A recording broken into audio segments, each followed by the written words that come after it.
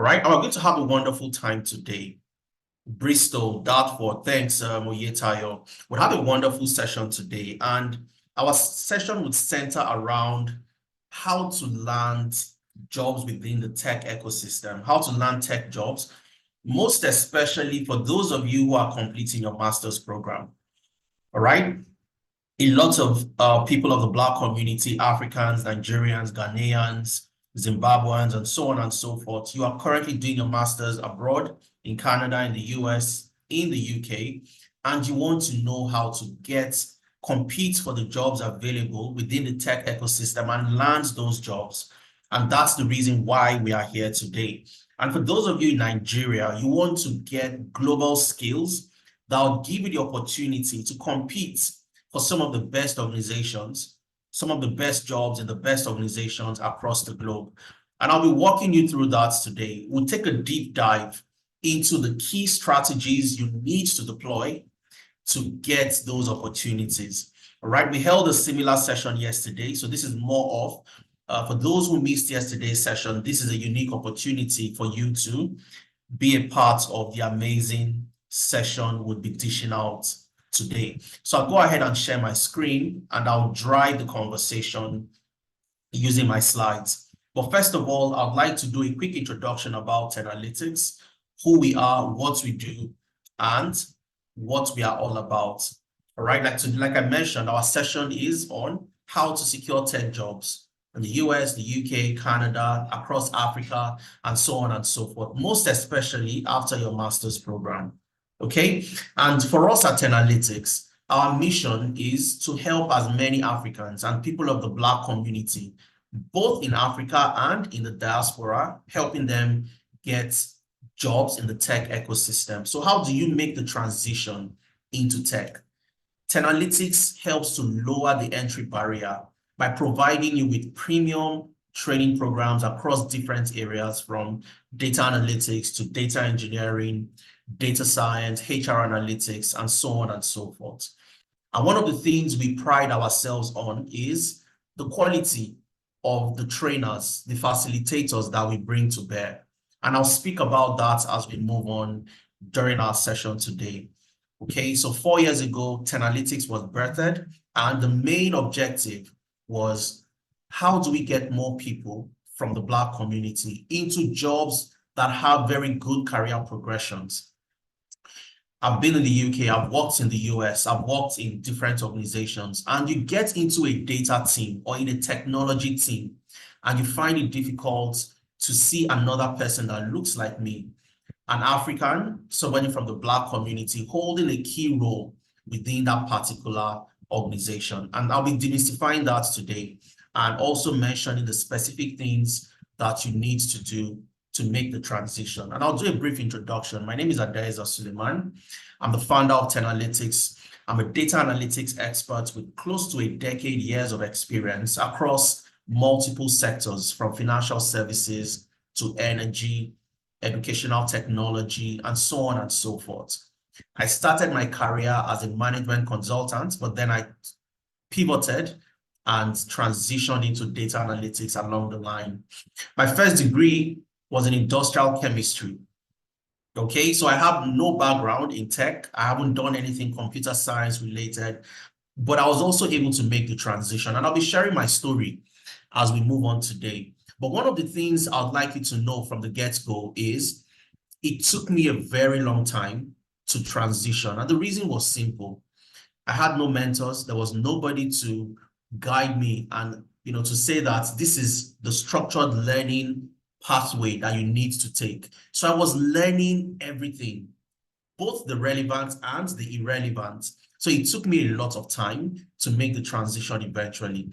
And of course, that's the reason why we started Tenalytics. So people like you who also want to make that switch would have the chance and the unique opportunity to have the mentors to guide you. You learn following a structured learning approach. You know what to start with, you know what to end with. And of course, you have Femena, who is the co-founder of Tenalytics, a data science contractor, worked as a contractor for companies in the UK and the US, He's worked with the post office in the UK as a business data support lead and for one of the largest medical technology companies in Ireland, right, as a global business systems analyst. So between myself and Efemena, we created a platform that has helped over 2,000 Africans get their first jobs in tech across the globe. And I'll be speaking about that and what you also need to do if you want to make the transition eventually. Okay, and we're going to get right into what our session today would, center around. And the first thing we'll talk about is 2024 is the year you get into tech. So it's either you're going to swim or you sink. You choose one of the two options. And by the time I'm done, I'm going to ask you this question. If you want to swim or you've decided to sink, okay? So I'm going to show you the roles you need to focus on if you want to easily transition, because tech is very broad and there are so many areas in tech. But how do you narrow down your focus to specific key areas that will give you the maximum benefits? And when I say benefits, I simply mean that'll give you the jobs that you need to transition irrespective of the country you currently reside in. Okay, and I would also be telling you about the strategies you must deploy. If you don't deploy these strategies, you're not likely going to get a job. All right, because it's a different ball game. If you've always been in Nigeria and you move to the UK, you'd realize that the interviewing process is different. And I'll talk about that when we get there. All right, but you have recruiters that want to see you as somebody who would get the job done right from day one. They don't want you going into interviews and saying things like, I want to grow with the company, I want to learn and help the company grow, and so on and so forth. No, and no recruiter would, you would not learn at the expense of your employer or your potential employer. So you need to know the right things to say. And I'll be talking about that. I would also break down all the different career paths that you need to focus on if you want to make the transition. And lastly, I'll introduce you into our upcoming programs starting in February, on the February 3rd to be more specific. We'll share some success stories, people that have done the same, things you're trying to do and they've been successful. All right, so Miriam is saying, true, that's the process here in the UK. Absolutely. I'm very familiar with the UK ecosystem, and I'll be sharing some insights on what you need to do, especially for those in the UK. We'll talk about Canada, the US, across Africa, and so on and so forth. So we're going to start with where the opportunities are. Like I said, you can't look at every single aspect, every single area in tech, because tech is very broad. All right. So how do you decide on the areas to focus on? And one of the best ways I always advise is to look at the World Economic Forum Future of Jobs reports. And this is because they have been very, very accurate in predicting where the world would be in the next few years with respect to jobs. Now, why is the World Economic Forum very important? The people that meet, they're currently meeting in Davos, okay? They're currently meeting in Davos. And the people that meet for the World Economic Forum are the billionaires, the politicians, the captains of industries, and so on and so forth. So these are the movers and the shakers. They are the people that determine what would be the next trend. Okay, so they discuss and decide on where the world will be headed, because these are people that run organizations and run the largest companies across the globe. So it's very important that we take what they say seriously. And they've also been very, very accurate since they started the report in 2016. All right, so this is the latest report that shows the future of jobs, and it stems from, or is projected from 2023 and projected to 2027. So in the next 5 years, where will the jobs be in terms of demand and growth? So at the left-hand side, you have the jobs that will grow in demand, and at the right-hand side, you have the jobs that will decline in demand. Okay, and I've kept the link for you here, so don't bother, don't worry yourself. I'll send the link to you. You'd have that in the slides. You get that at the end of the session. So you can download the full report and read the report yourself. Now, looking at the left-hand side, where the jobs would grow, it's important because You don't want to transition into a career path that in 2 years, in 3 years, in 4 years, your role becomes redundant. You become irrelevant because new trends and technologies would have gone past your current role. And it's also interesting to look at the jobs that will decline and ask yourself key questions. Am I currently in a role that is likely going to decline in the next few years? If you are, then you should start thinking about transitioning. And I saw some very interesting roles that, I would say they stood out to me. Number one, you'd see the training and development specialist, people in HR. You'd also see roles like the product manager role. This surprised me a whole lot. The role of the product manager is going to decline in demand in the next 5 years. So if you transition to be a product manager, are you going to get a job in the future? It's possible, but it will become more difficult as the years go by, because the projection is the jobs will decline in demand over the years. So it's important to take note of this. But let's focus on where the jobs would grow so that we know the right career path to choose, especially when transitioning into tech. And the first one, of course, is a no-brainer, is AI, artificial intelligence, and machine learning. And you'd see the trends today. Today, you'd see jobs around AI, you'd see new technologies, new businesses springing up. You have the likes of ChatGPT, large language models, generative AI platforms, and so on and so forth. You have the business intelligence analyst. The business intelligence analyst is a data analyst that focuses on data warehousing, SQL, and Power BI or Tableau. So it's simply a data analyst that is more focused on automating the reporting process. That's the BI analyst. And I'll talk about these roles as we move on during our session today. The next one that would grow in demand, number 4, is information security analyst. Now, it's also important that we break these roles down a little bit and distill them. And for information security, you have roles like cybersecurity. So if you're a cybersecurity analyst or a cybersecurity expert, you can rest assured that your role and your specific career path would grow in demand in the next few years because of the complexities of the systems, the new technologies we are deploying, and so on and so forth. So a cybersecurity analyst falls within information security. You have the data analyst and the data scientist, and these are roles that are absolutely phenomenal. The data analyst role, the data science role has always been growing right from early 2011, if I'm correct, to 2015, when data science was dubbed the sexiest job of the 21st century. So data analysts, data science roles would grow in demand. So if you want to become a data analyst today, you are definitely on the right path. You want to become a data scientist, you are definitely on the right path. Cybersecurity, business intelligence analyst, these are the roles you need to focus on. Data engineers.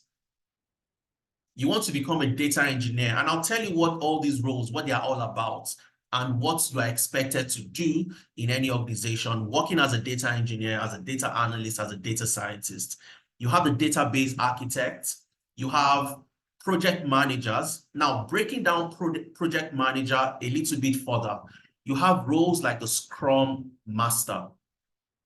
You have roles like the Scrum Master. So the Scrum Master is simply a project manager that is an expert in the Agile methodology.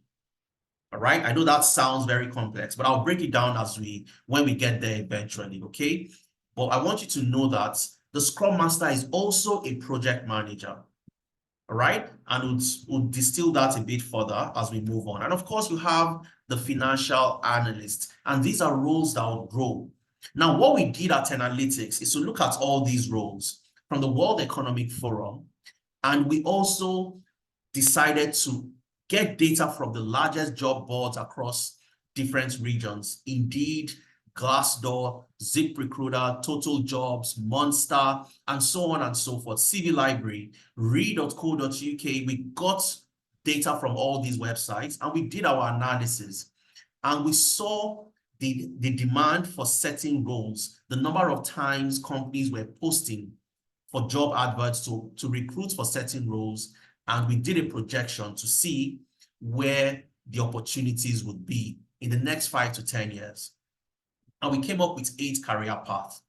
The first is the business analysis career path, data analytics, financial analytics, HR analytics, which is a derivative of data analytics, the full stack data science, the Scrum Master, data engineering, and cyber security. And these are the 8 career paths looking at where the jobs would be in the future in terms of the demand. We didn't just stop there by just focusing on only the demand, because guess what? Yes, the demand is high, but what if it takes me 2 years to learn and transition into a new career path? We don't all have the patience to learn a career, learn a particular skill for 2 years before we start to transition. So we looked at 3 major criteria. All right. And the first criteria we looked at was the ease of learning.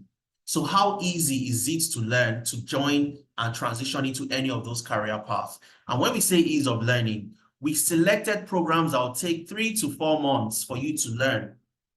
All right, 3 to 4 months for you to learn and then transition. Okay, so it must be easy to learn. It must not be a particular skill that will take me 2 years or 1 year to learn and transition. So ease of learning was very important to us. We also looked at the second criteria, which is ease of transitioning. And this is where you find the demand. Do you have demand for these jobs? If I learn the skill for 3 to 4 months, is there a likelihood that I can get a job? I can apply to jobs and the demand is there. Okay, so we looked at this criteria as well. And then the final is the high and rewarding salary, remuneration. Okay, so if I learn the skill and I find out that yes, the demand is there, what's the average salary going to look like?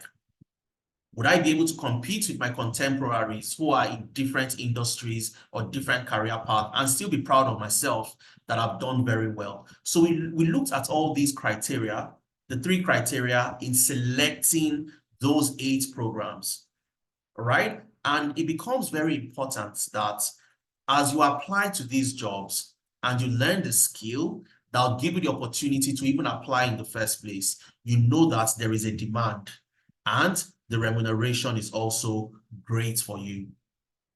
Okay, and also in establishing the demand for these jobs across the globe, because most of the time, a lot of people leave their country, they migrate to other countries, especially to the major economies, the US, Canada, the UK.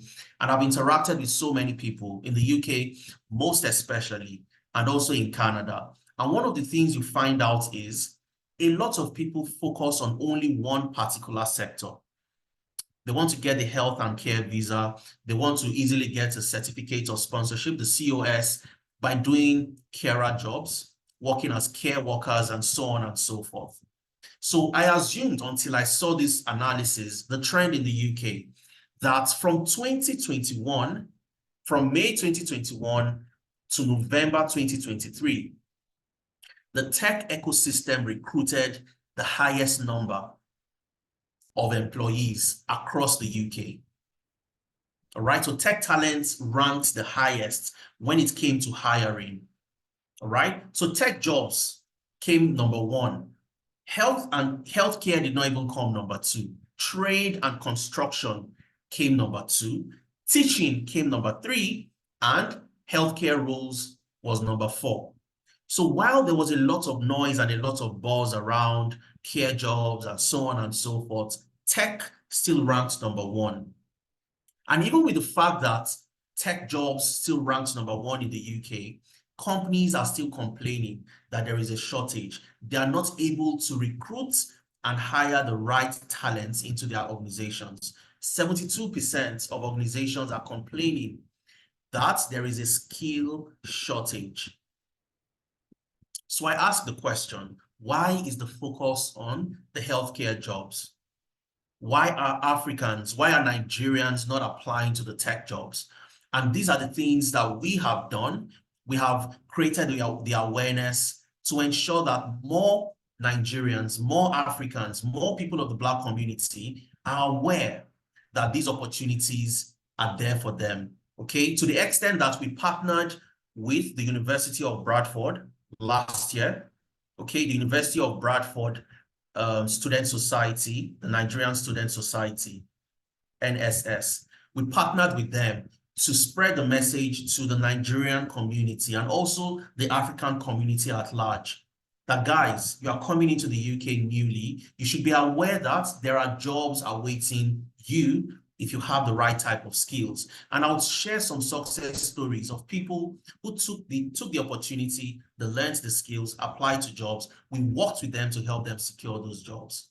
All right. And this report comes from the Tech Nation and also Robert Half. So for those of you in the UK, you'll be aware of the Tech Nation. They endorse tech talent in the digital economy. And Robert Half is one of the largest recruitment agencies across the globe. Now, what's the major trend in Canada? For those of you in Canada, companies have also mentioned and complained that there is a skill shortage. So even though they want to hire, they can't hire people to join their companies because they don't have people with the right skills. That's on the one hand. On the other hand, they've decided to even increase the salaries for jobs that ordinarily would take a particular pay. They increase the salaries to attract more people. Unfortunately, they've attracted a certain type of people, but not the type of people Tenalytics would say that they should attract. And who are those people? The people of the Black community. And I'll share a statistic with you. In Canada, last year, 2023, 32,000 tech roles were gotten by immigrants. 32,000. Out of the 32,000 roles gotten by immigrants, 15,000, almost 50%, went to the Indians. So number one, the Indians got all the jobs, about 50%, 15,000 out of 32,000. The only African country on the list was Nigeria. Nigeria came second, okay?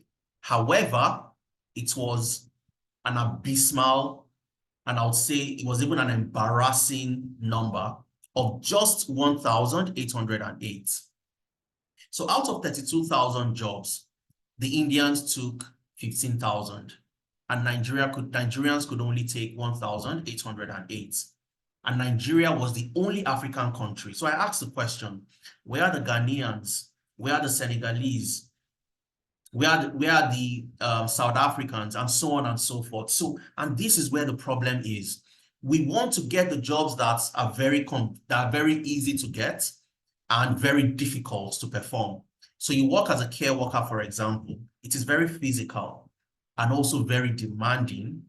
And you don't have the type of career progression that you would have if you're in the tech ecosystem, with all due respect to those that work in care, okay? But if you are doing care because of you didn't have any other options, I'm telling you that there are options for you, all right? And you don't have to be there if you don't want to be there. I've seen a bank manager working as a care worker in the UK, and all sorts of, people from different backgrounds eventually getting into care. And what we have been propagating is showing you that there are opportunities for you. And this is a statistic from Canada by the Economic Times. And in the US, what's the trend like? You have the data science roles, the data scientists, and the data analysts representing or will represent the highest growth in the year 2024 with respect to tech roles, and it will grow by 5.5%. which is the highest when it ranks with all other tech jobs, followed by the cybersecurity analysts and the data engineers at 5.2%. So what does this mean? I'm in the US, I want to get a job, and I want to see the roles that will grow the fastest. The data science role, the data analyst role, the cybersecurity, the data engineers, and so on and so forth. All right? And even with the fact that these jobs are the jobs that will grow the highest, recruiting within the tech ecosystem has shown no sign of slowing down. Same period last year, you have an increase by 25% with respect to job postings. So this same time last year, 2023, 2024 has seen an increase by 25% in the number of jobs posted in the US. So you would see news that Google is retrenching or they're laying off staff, the big techs. But what you don't also see is a statistic that says that 72% of all the people that have been, sacked by big tech, let's take Google, for example, 72% of them get another job just within 2 weeks of being fired. Within 2 weeks of being fired, they get another job, also within the tech ecosystem, but this time around with startups and so many other organizations and so on and so forth. So the demand for tech talent is unprecedented in terms of the way organizations want you to join their organizations. They want you to join them as data analysts, as data scientists, as cybersecurity analysts, HR analysts, financial analysts. So the question is, why haven't you gotten into tech? Okay, and I'll be helping you make a decision, and I'll be helping you choose the right type of tech role to join eventually. All right, I'm going to look through the chat because I can see a whole lot of activities, but my colleagues would address those questions for you. I'm a certified Scrum Master while waiting to get a job. I'm hoping I can get some more hands-on training. Absolutely. So Didi, what you have to do is you have to stay to the end of the session to know how to be a part of Tenalytics, all right, and know how to join what Tenalytics has to offer. I've met with so many Scrum Masters, so many of them, and they're all certified. They have a paper. But guess what? They have the paper to show because the Scrum Master certification is one of the easiest certification ever. You can read and pass the exams in a week. You read and prepare in a week, and you can sit for the exams and pass the certification for the Scrum Master. So when I see somebody that says I'm certified with a paper, and I'm not saying this is you, I'm just saying, giving my experience in general, I take it with a pinch of salt, or with a pinch of salt. I don't take it seriously because most of the time you see these guys with a paper, they have a certification, but they cannot do the job. They can't do the job. They've never managed or handled any projects before. All right. And that's where we make the difference when we train you. We don't train you to get a certification. No, we train you to get a job and know how to do the job right from day one that you get that job. All right. So what are the skills? What are the things you need to focus on beyond just the demand? You know, there is a demand for the role. Now, you know that there are 8 career paths to focus on. How do you take opportunities within the tech ecosystem to get a job in those areas? And I'm going to share the principle we adopt at Tenalytics, the SAS principle. All right. And this is what has made Tenalytics, our participants, very, very successful. We deploy the SAS principle. What is the SAS principle? The very first S, and this is what would make you land your first job. If you're not doing any of this, you'd find it very, very difficult. So for the gentleman that said he's a Scrum Master, I'm going to show you one of the reasons why you might be finding it difficult to land a job. Okay, so if you have a notepad, you have a pen, ensure that you can take notes and take this part of the session very, very seriously. So the very first S is where you show your workings. Show your workings. That's the very first S. And what does show your workings mean? It means that nobody wants to see your certificates. Nobody cares about your certificates. They want to see your skills. They want to see what you've done. They want to see your portfolio that contains the projects you have worked on, that shows the proof of work that you've done this before and you can do it for us. All right. So a lot of people put the cart before the horse, and that is why they cannot move anywhere. The tech ecosystem is skills based. You need to show that you have the skills. Organizations would hire you because you have the skills. And that's why you find out during the interviews, they don't ask you questions like, how many times did you sit to pass your certification exam? They ask you questions like, tell me about a time as a Scrum Master that you have managed a project from start to finish. Tell me how you run and deliver your sprints. How do you do your sprint review during a project? These are the questions you're going to get as a Scrum Master. And they expect you to tell them from the perspective of having done it before and not from writing an exam to get a paper. So forget certifications, forget a paper, and remember this: competence over credentials. Competence over credentials. So you want to have the skills. You want to convince that potential employer that you've done this before by walking them through your experience, talking about the projects you have done, talking about your portfolio, and showing it to them as proof of work. So number one is you need to stop chasing certificates. A lot of people from this part of the world in Africa only focuses on certificates, passing an exam. And like I mentioned, if you're a Scrum Master, the Scrum Master, the PSM, the Professional Scrum Master exam is one of the easiest exams you'd ever write in your life. If I've never even heard about Scrum before, and I read for that exam for 5 days, I can pass the exam. But when I get a job, how do I get the job done as a Scrum Master? Okay, so that's the question you need to ask. So skills over credentials, competence over credentials. Always remember this. That's number one. Write it down. Okay, number two is building a portfolio to show your proof of work and to show that you have the expertise in that area. So imagine you're a data scientist. You want to get a job as a data scientist.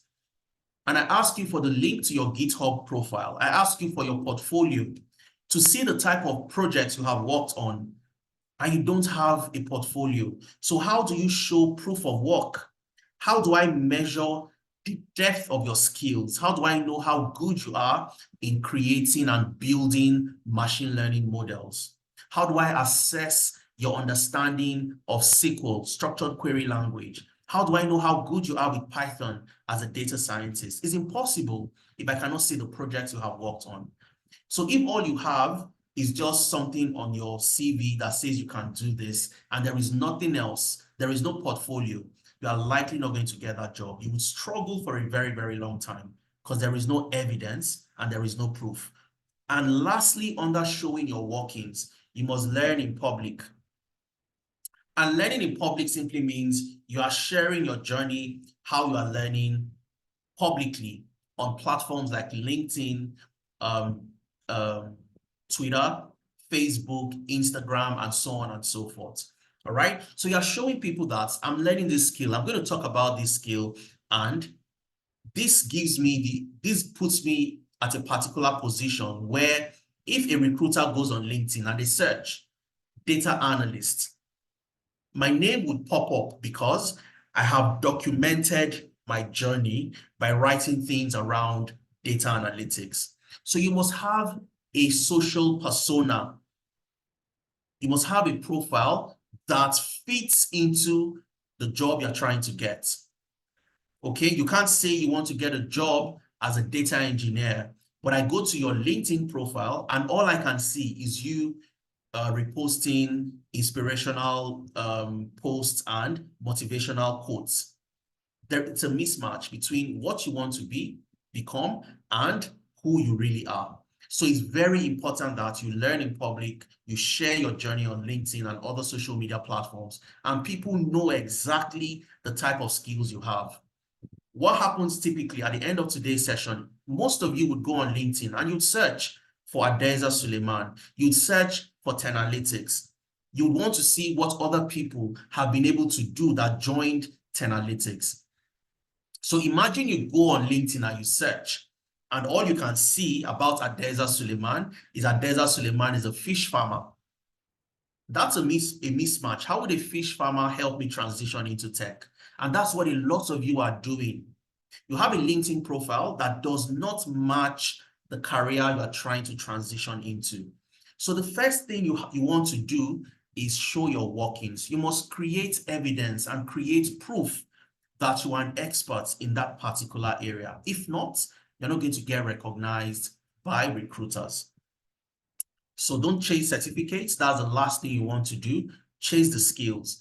Build a portfolio to showcase your expertise and create a social persona that shows who you want to become in your new the career path you're trying to transition into.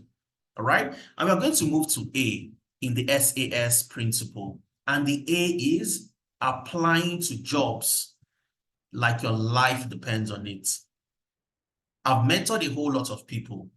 And when they come to me and I say that the reason why you're not getting a job is because you're applying to just 5 jobs in a week.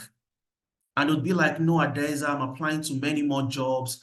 All I do is very simple. I create an application tracker and you have to document your applications every single day. If you apply to 10 jobs, document it so that you are held accountable and I can also hold you accountable.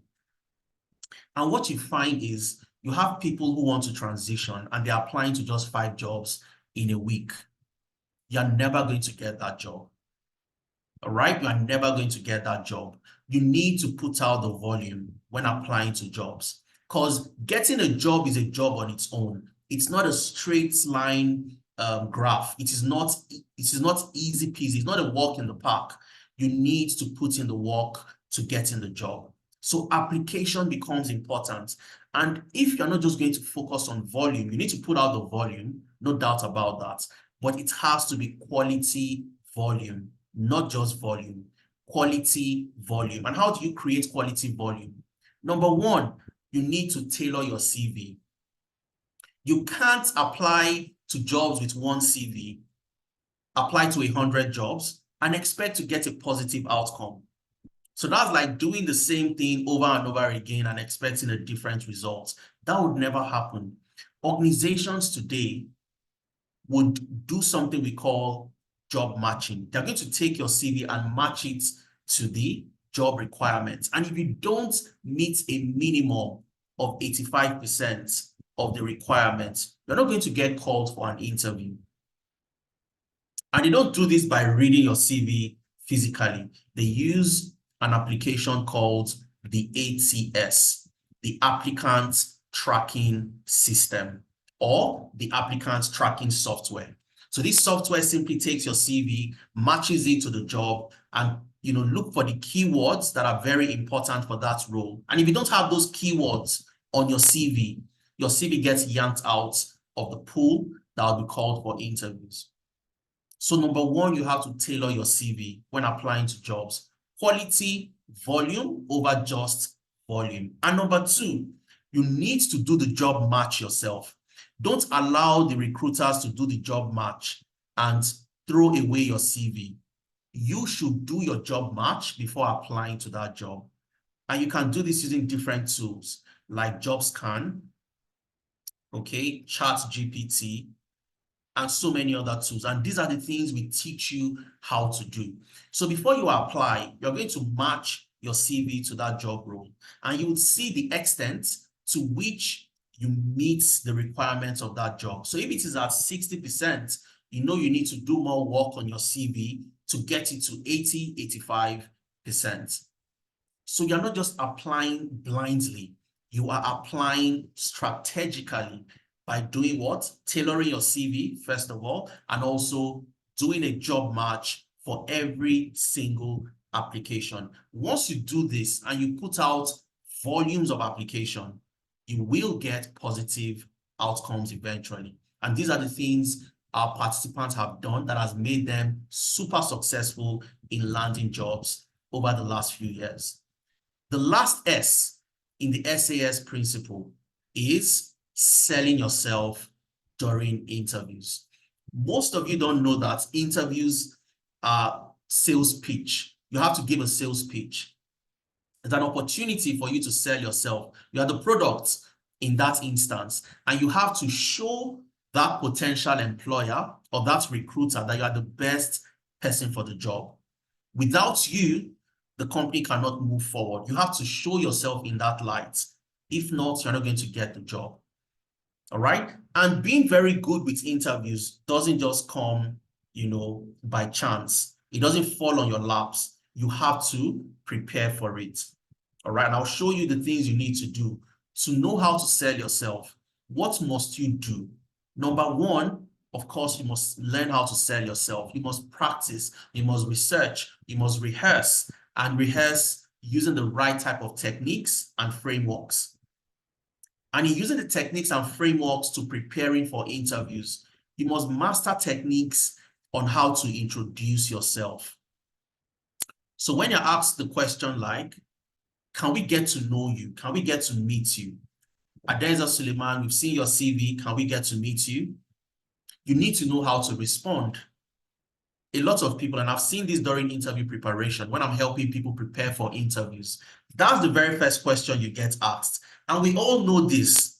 You know that going into an interview, you will be asked this particular question, but people still cannot answer. So you need to know a technique called the SEAT approach. SEAT. And what's the SEAT approach? S is for skills. So when introducing yourself, you first talk about your skills. E is for experience. After talking about your skills, you talk about your experience. A is for achievements. You talk about 1 or 2 achievements, 2 at the maximum, all right? And then T is traits or type of person. So who are you as an individual?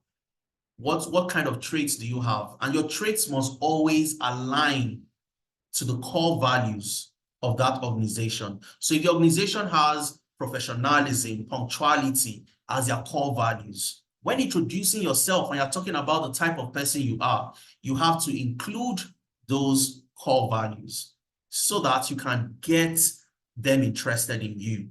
All right, I want you to type in SEAT, S-E-A-T. That's the technique that you have to deploy in order to introduce yourself. Just type it and send it to the chat. Okay, just type and send into the chat. Dominion is asking, what if you are a new beginner, you don't have experience? You don't need any experience, Dominion. I'll tell you what to do as a beginner. And all the things I've said, this is what you do as a beginner. You don't need any experience. As a beginner, you want to show that you have the skills. That's the very first thing you want to do. And the only way for you to do this is to have a portfolio. Without a portfolio, Dominion, I don't know if you are good and I don't know if you are bad as a data analyst. I cannot measure or assess the level of your understanding in Tableau or Power BI. I need to see what you've done before. So your portfolio becomes very, very important. Thanks a lot, guys. The SEAT approach. Make a mental note of that. Okay. Now, you also need to know how to answer competency-based questions. And these are questions I can ask somebody like Dominion. Dominion, you say you are a data analyst. Tell me about a time you have used Power BI to solve a problem in an organization. I want to assess your Power BI skills. I want to hear what you have to say. How have you applied this on a project before? If you can't answer this question in a constructive manner, and the approach to answering competency-based questions, you use the STAR framework. Okay, the STAR framework. S for situation, T for task, A for action, and R for results. So you're not just going to start talking randomly and being all over the place. You start with the situation. When I worked in the energy sector, I got to realize that my department had no database. And in coming up with reporting every single week, it was apparent that we needed a database. What did I do? I decided to use my SQL skills to build a data warehouse, build databases using Microsoft SQL Server, and I created the database for my department. And this led to 30% improvement in our reporting time. As short and as simple as that. So you're not just going to start talking randomly about things all over the place. You start with the situation. What happened? What resulted into that particular project? All right. What led to the project? There was a situation. What was the situation? The company had no database. What was the task that was required to be done? We needed to build a database to help with our reporting. What action did you take? I used my SQL skills and also using Microsoft SQL Server to build a data warehouse and databases to warehouse all the data across the different departments. And what was the result? It led to 30% improvement or 30% increase in our reporting timeline. You must always communicate competency-based questions during interviews using the STAR approach. If not, you tend to derail and you go on and on without making any coherent logic at the end of the day. All right. And last but not the least is what we call the reverse interview. Most of the time you get asked the question, do you have any questions for us? And you say, oh, no, I don't have any question. I think everything we need to discuss has been addressed. That's a red flag. You must always have questions, and that's your opportunity to interview the interviewer. And that's why it is called the reverse interview. So these are the things you must do. You must ask compelling, thought-provoking questions during interviews. You must know how to communicate your experience, talking about what you've been able to do as a data analyst, as a scrum master, as a business analyst, as the case might be. You must know how to introduce yourself. You must know how to negotiate. And these are the things we walk you through during our mentorship sessions and interview preparation sessions. All right. Dominion, I'll talk a little bit about what you can do specifically as a data analyst. Okay. There is nothing like I don't have experience. And I was talking about the UK the other time. If you're in the UK as a master's student, I can bet you, take it to the bank, you're not going to learn what would get you the job at the end of a master's program. It would not happen. All right. I'm very familiar with the UK educational system. You would not learn what would help you solve problems in organizations. You're not going to learn that from the university.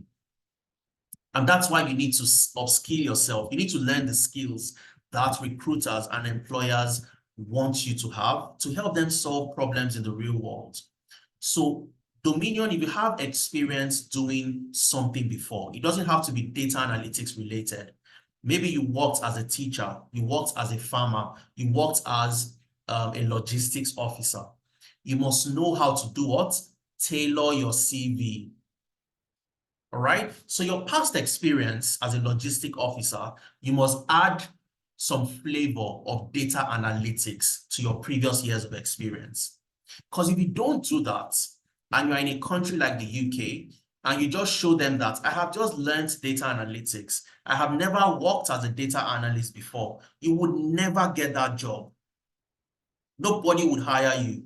And that's the reality. So you want to show them that you have done this before. So now you have learned the skill. You know how to use Excel, Power BI, SQL, Tableau, and all those amazing tools. And you have worked as a logistics officer in the past. Maybe you have 5 years experience. You must find a way to add those tools. Excel, you performed your logistic function. You predicted when the estimated arrival times using Tableau, building a dashboard to show the entire operations within the logistic departments. You must show that you have done things using those tools in your previous years of experience. If you don't have that, nobody would hire you. All right. So there is nothing like I don't have experience, except you are fresh out of the university. If you are fresh out of the university, that's a different ballgame. So your undergraduate degree, you've never worked before. You can then start to focus a little bit more on your portfolio. All right. You show them your portfolio and what you've done, the type of projects you have worked on. But you can't just come and say that I'm very good, I'm a data analyst, without any evidence and proof of what you've been able to do over the years. I hope I answered that question for you, Dominion. All right. So these are the things you have to do if you want to transition, irrespective of where you are. You must be able to show your workings, stop chasing certificates, focus on the skills, build a portfolio, have the link to your portfolio on your CV. So recruiters can check and see the type of work you've done, and they can see the depth, the understanding, your knowledge in those particular areas. And you must always learn in public. When applying to jobs, you're not just applying, sending out CVs, throwing so many things and expecting that one of them would stick and give you that result that you want. You must be deliberate with tailoring your CV. All right? Not putting anything irrelevant. If you've worked in the health sector as a carer, you've worked as a nurse, how do you tailor your experience to have a flavor of the new career path you're trying to move into? And those are the things we'll show you how to do, and also how to match a job before you eventually submit that application. And lastly, you must know how to sell yourself, learning different techniques and frameworks that'll present you as the best possible candidate for the job.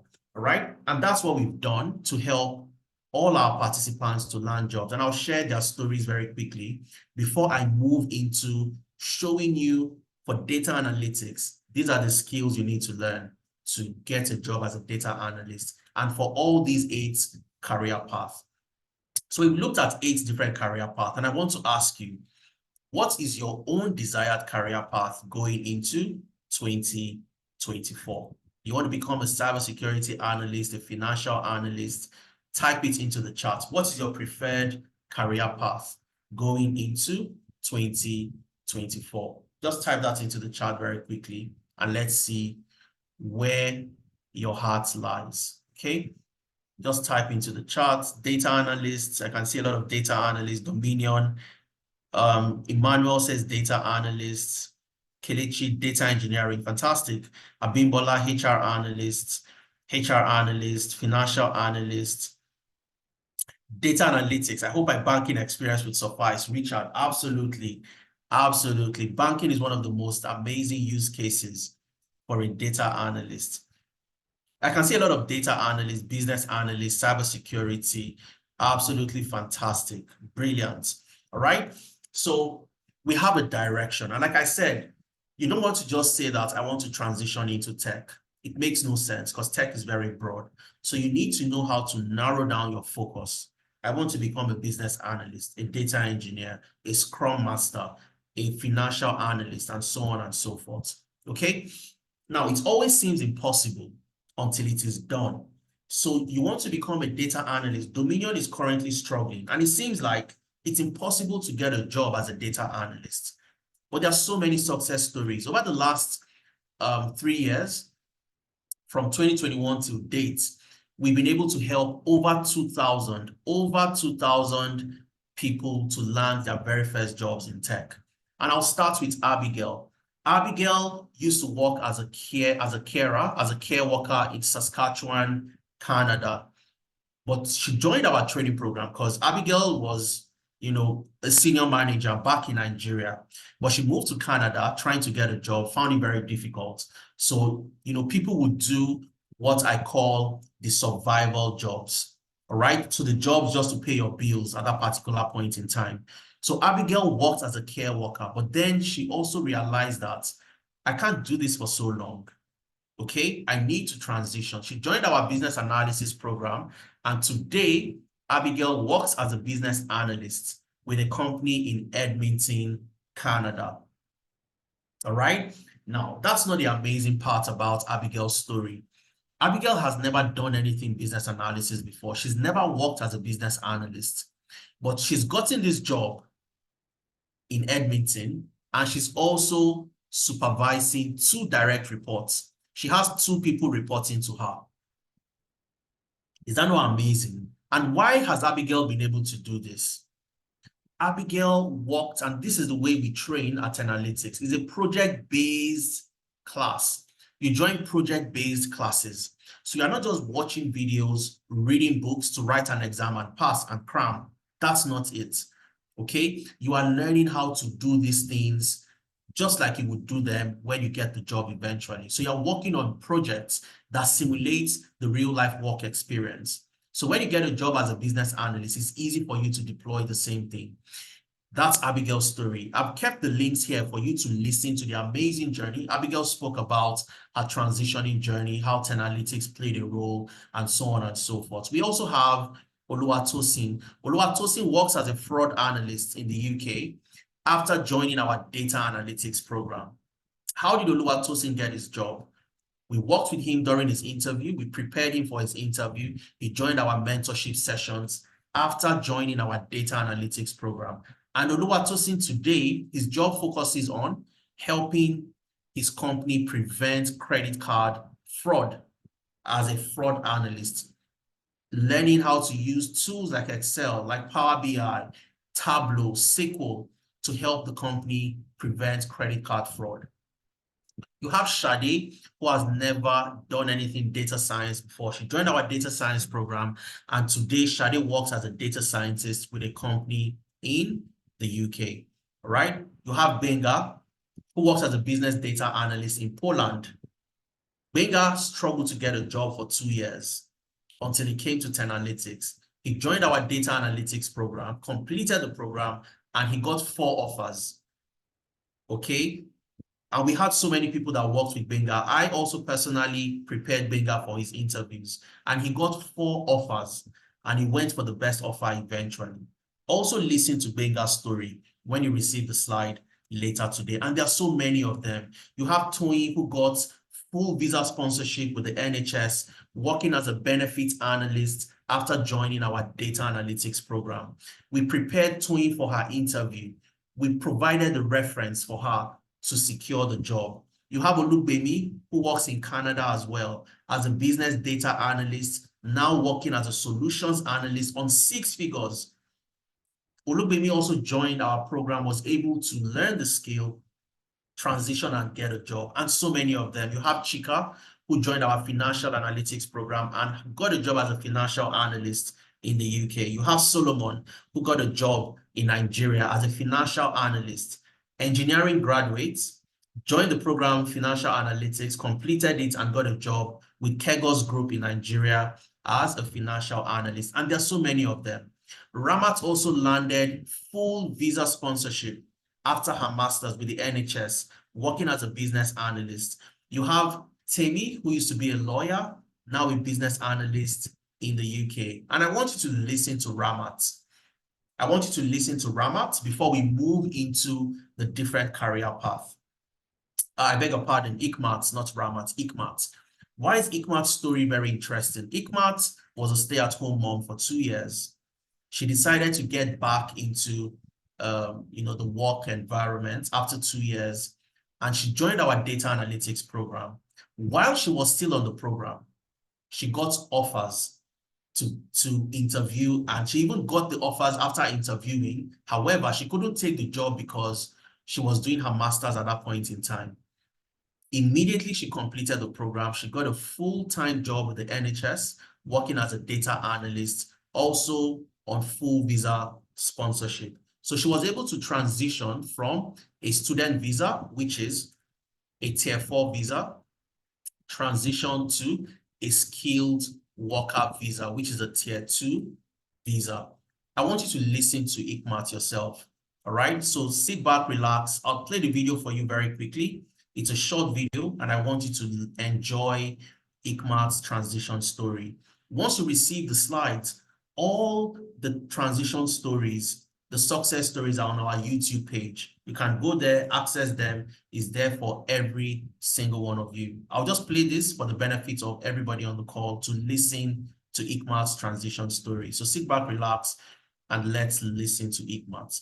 Okay, I'm just going to click on the link, and that takes us to Ikmat's story. With DataCamp, you don't need to download Python to learn Python. You can learn right in your browser. All right, so I'm just going to play this very quickly. Sit back, relax, and I would love to hear what you think about Ikmat's story. Okay? Hi everyone, my name is Ikmat, and I was with the March cohort in Tenalytics, and joining Tenalytics has been the best decision so far. You know, for me, someone coming from a background of full housewife, because I had to stay back home to look after my child for 4 years. and then wanting to break into something new, wanting to go back into the workforce, wanting to place myself in the society for better job opportunities. So it was a lot. And then I'm glad that Tenalytics came along, and then they presented me with so many opportunities right in front of me, better opportunities. And then I'm glad I took it. And then also the advice of do not sell yourself short, that Effie is always saying, it is very, very valid, because place yourself right, don't sell yourself short. It's a very, very, very valid advice. In Tenalytics, they will hold your hands like a child, through the modules. You have the opportunity to go back and study. You have the opportunity to go back and practice. You have the opportunity to ask questions. You have people you can always go back to, even outside of class hours. It's the most amazing experience so far, really. And then another thing is the interview prep, guys. That is another very important thing. I did my interview prep with Mr. Mohammed, and it is the best decision ever, because it was like he saw into the future. He knew what was going to be asked. And I'm glad that I wrote down all the things he mentioned. I went back to practice, and then when it was time for the interview, it was like everything he mentioned, they kept on. And then when I was answering those questions, I was so confident, because I already practiced. I did an Excel test, I did a maths test, and then they were really impressed. And another thing is, guys, it may not come as fast as you expect. Definitely you are going to get some no's, and then you may begin to think you're not good enough. You are good enough, yes. The no's will come, but always take it as a basis for learning and development, because after every interview where I got a no, I always make sure I get a personal feedback. So I work on those feedbacks for my next interviews. And yes, it worked. It really worked for me, because I got my first job 3 months into the program, my first job. But I couldn't take up the job because I was a student, and I was only eligible to work 20 hours. So I couldn't take up the job. 3 months later, I got 2 jobs with full visa sponsorship. And guys, all the other no's before the 2 jobs prepared me for the yeses I got. So yes, the no's will come, but do not give up, because you always have Tenalytics to go back to. They are the best, and the best thing that ever happened to me. And then yes, and they are the most affordable one I've come across so far, and that's a very good advantage. So yes, Tenalytics for the win. All right, so that's Ikmat's story. Ikmat is a fantastic young lady. And I always tell people that, look, when you ask yourself the question, today we are very, very proud of Ikmat going into the NHS. The NHS has actually hired too many of our participants at Tenalytics. And Ikmat has done a fantastic job as a very good ambassador of Tenalytics. And that's Ikmat's story. And I hope you heard what she said about she was tested on Excel. Okay, and this goes back to the fact that nobody would say, oh, give me a paper, let me see your certification. No, I'm going to test you. I want to see what you've done. Prove it to me that you can do it. Sometimes you have to do a presentation. You're given a data set, you analyze the data, come do a presentation, showing us the insights you got from that data. So that's why it's important that you must have the skill. I'm just going to touch on a few other people. You have Maureen, who got a job with TELUS. For those in Canada, TELUS is one of the largest telecommunications company. Zainab got a job recently in Nigeria as a data manager with Shorttree Connect. And we also stood for Zainab, providing a reference and also standing as a guarantor for Zainab when she got the job. Bernard Abalu. Bernard got a scholarship. He was able to secure a scholarship during his master's program in Canada. I wrote Bernard's reference letter to support his application for his scholarship. Now, Bernard didn't just get the scholarship.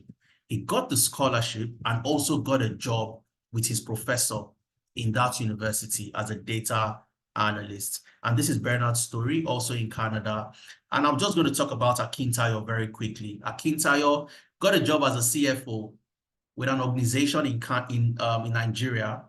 And Akintayo actually specifically mentioned, he was very particular about his trainer, Nene. And Nene was the person who helped him during his interview in preparation, knowing the right things to say. Because it's one thing to have the skill, it's another thing to prepare and know the right things to say during interviews. And these are just a few of amazing people that have gotten jobs. But I'm not going to bore you with all the transition stories because there are so many of them. We have other things to cover today. All right, you have somebody like Olamide who got a job as a business data analyst in the UK. After struggling to get a job for over 6 months, he came to us. He was a bit desperate. Adeza, I need to get a job. All right. And I just told him what he needed to do. On your CV as a business analyst, you don't have Excel. You don't have Power BI. You don't have SQL. You need to learn those skills. Join the program, learn the skills, and continue your application. And he did that. And that's, you'd see the results in the job title. So his job title did not say business analyst. It says what? Business data analyst. And the reason why he got this job was by simply taking the advice from me, registering for the business analysis program where he learns Excel, Power BI, and SQL, and added these to his already previous experience as a business analyst. And this is Olamide sending me a message. Adeza, how are you doing? I got a job as a business data analyst. Thank you for your support for these past months. I really appreciate. And I worked with Olamide very closely because I knew how much he needed to get this job after being out of work for a very, very long time. Okay, so there are so many people, and I want you to listen to their stories, read about their stories, and you'd see a little bit of your own story in their journey. And you see how they started and how far they have gone as people transitioning in the tech ecosystem across the globe eventually. The business analysis career path, you'd ask yourself the questions: how much am I likely going to earn? Would I be able to control or command good remuneration across different regions? And absolutely, looking at the major economies, in the UK, you have an average salary of £52,500 per annum as a business analyst. In Canada, over 74,000 Canadian dollars per annum. In the US, over 85,000 US dollars. And as a financial analyst in the UK, you have an average of £51,000. In Canada, almost 70,000 Canadian dollars, and in the US, over 74,000 US dollars. In data analytics in the UK, you have over 40,000 pounds per annum on the average. In Canada, over 64,000 Canadian dollars, and in the US, over 72,000 US dollars. HR analytics in the UK, 32,500 per annum. In Canada, over 71,000 Canadian dollars. In the US, 62,000 US dollars. Fantastic, amazing salaries for these different career paths. And of course, the full stack data science. In the UK, over 55,000 pounds. In Canada, almost 6 figures, 94,000 Canadian dollars. And in the US, you get the 6 figures eventually as a data scientist at 121,000 US dollars. And for data engineering, which is one of the most amazing job roles, I'll give you that very fantastic salary. In the UK, 65,000 pounds per annum. In Canada, 6 figures, 102,000 Canadian dollars. In the US, 134,000 US dollars. As a Scrum Master in the UK, 52,500 pounds per annum on the average. In Canada, 74,000 Canadian dollars. In the US, 85,000 US dollars. And last but not the least, the cybersecurity, 57,000 pounds per annum. 6 figures in Canada, 140,000 Canadian dollars. And in the US, another 6 figures, 105,000 US dollars. So the salaries are decent and absolutely fantastic. And also, you know, bearing in mind that you have the opportunity to even negotiate other perquisites like working from home, hybrid work. So you don't have to go to the office every single day. You have the opportunity to work from home in addition to the amazing other benefits that comes with working in tech. Now, I'm going to ask you the question I said I was going to ask, because in 2024 is the time for you to get into tech. Okay, you've always wanted to do this in 2021, 22, 23, 2024 is here. So are you going to swim to that career path, get that job, and get your journey into tech started? Or are you going to sink in your thoughts and your inaction? So I want you to type into the chat, are you going to swim or are you going to sink in 2024? Just type that into the chat before we move into our second phase of today's session. Mike says swim, absolutely. I totally agree with you, Mike. This is the time for you to get into that career path. Absolutely fantastic. Ngozika, Jeremy, Dominion, swim, absolutely phenomenal. Zoom user says, I'll swimming with all my body, spirit, and soul. That's absolutely interesting. Okay, so we've established a couple of things. The demands for these jobs are there. You've seen people, numerous, so many people who have joined our program and they've transitioned and they've gotten jobs by doing all the things we've told them to do, following the SAS principle, which is pretty straightforward. Only your technical skill will not get you the job. Technical is just 50%.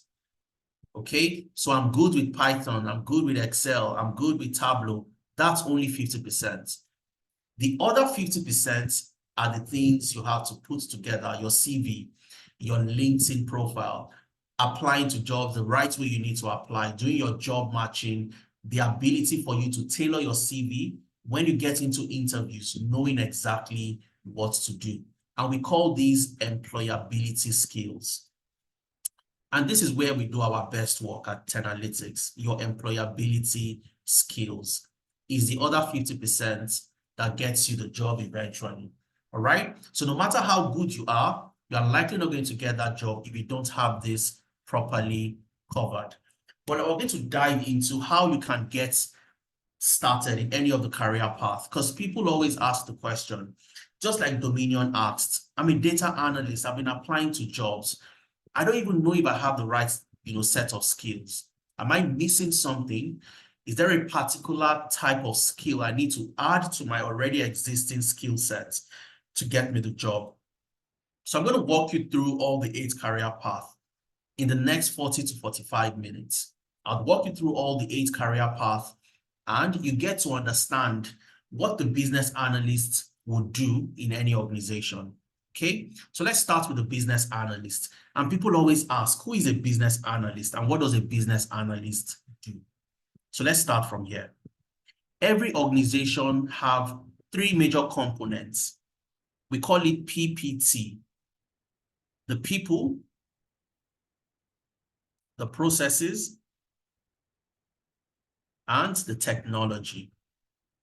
So 3 things will drive a business: the people, the processes, and the technology. As a business analyst, your focus is on the processes of that organization. How do you make the processes more efficient and effective? That's your major focus as a business analyst. And what does this really mean in a day-to-day job as a business analyst? Now imagine that you work for a construction company. Construction company, okay, where you sell construction materials. So this is construction. You sell construction materials, all right? Now, when a customer orders, you have been getting complaints from customers. So there's been a lot of complaints that I ordered for 15 items and I received only 12. Or I ordered for 10 items and I got 20. Okay, so you have those complaints within the company, which means that there is a problem with your ordering process. How do customers order for items in the company? As a business analyst, you would take that ordering process, okay, the process to order, you take that process and you do something we call process mapping. Okay, so the ordering process, you do something we call process mapping. And what is process mapping? Process mapping is simply identifying the current process. So currently, how does this process work? How do customers order for items? Maybe the current process involves customers calling. So first of all, the customers would call the company in order to place an order. Once the customer calls the company, the second step means that somebody would send an email. The person that receives the call sends an email to procurement. Okay, procurement would then go into the store to get those items. And number 4, the items are dispatched to the customer. So let's assume that this is the current process. As a business analyst, you map out the process so that you can look for where you have inefficiencies and make it more optimal. So this is the current process, and you do this by mapping out the existing process. Once you know what exists within the organization, all right, just give me 1 second so that we can do this together properly. Okay, so once you know the existing process as a business analyst, what happens? You need to find ways to optimize the process. Just give me 1 second, guys. Okay. Just needed to create space. So once you've identified the current process, you want a process that would get all these things done in a way that it is more efficient. So if it takes you, the current process takes you about 5 days, and customers are also complaining that they are receiving the wrong orders, how do you reduce the number of days from 5 days to maybe 24 hours? What do you need to do to reduce the time it takes to complete this process and make it more efficient? All right. So you have a future process, or let's say the current state and the future state. So what do you want this process to look like in the future when a customer orders an item? Number 1, you want the customers to order online. Rather than calling, just go online and place your order. Number 2, once the customer orders online, it goes to procurement, let's call it PC. And number 3, procurement would what?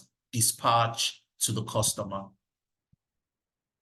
So this is the future state, what you want the process to look like. So rather than customers calling, sending an email, somebody going into the store and eventually dispatching, which causes mismatch in what the customers have ordered for and what they get. Let the customers order online directly. Once they order online, it goes straight to procurement, and procurement dispatches to the customer. So you see what it would take to move from the current process to this future state. You have a gap. And this is where, as a business analyst, you perform something we call gap analysis. So what do we need to put in place to help us get to that future state? So you might need something like a web platform or a website, let's say a web platform where customers can place their orders. You need this web platform for customers to place their orders.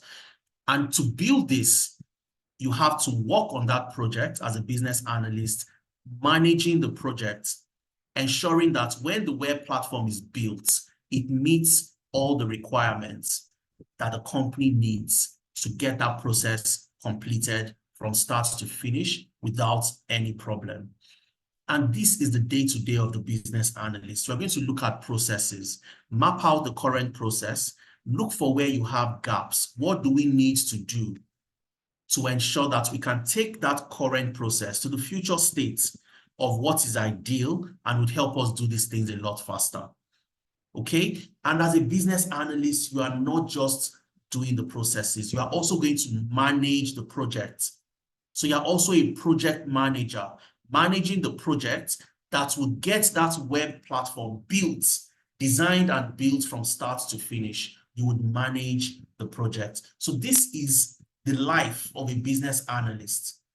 You are looking at the business, helping the business achieve its objectives through its processes. Now, what are the skills you need to get this done as a business analyst? What specific skills do you need? And we're going to touch on that very quickly. So as a business analyst, you must have certain set of skills, starting with data analytics. And this was what made the difference for Michael. Michael, who got a job as a business analyst after 6 months of searching for a job. He had no Excel, Power BI, and SQL. And this is where we tell the modern business analyst needs to have data analytics skills. And this is where you see job titles and job roles like the business data analyst. The business data analyst. This is a new role that has emerged over the years, whereby a business analyst would have a flavor of data analytics. So we have seen this, and we've moved with the trend of what the market demands. And we also offer Excel, Power BI, and SQL. So these are the very first set of skills you would learn as a business analyst with Tenalytics. And then you move into process mapping.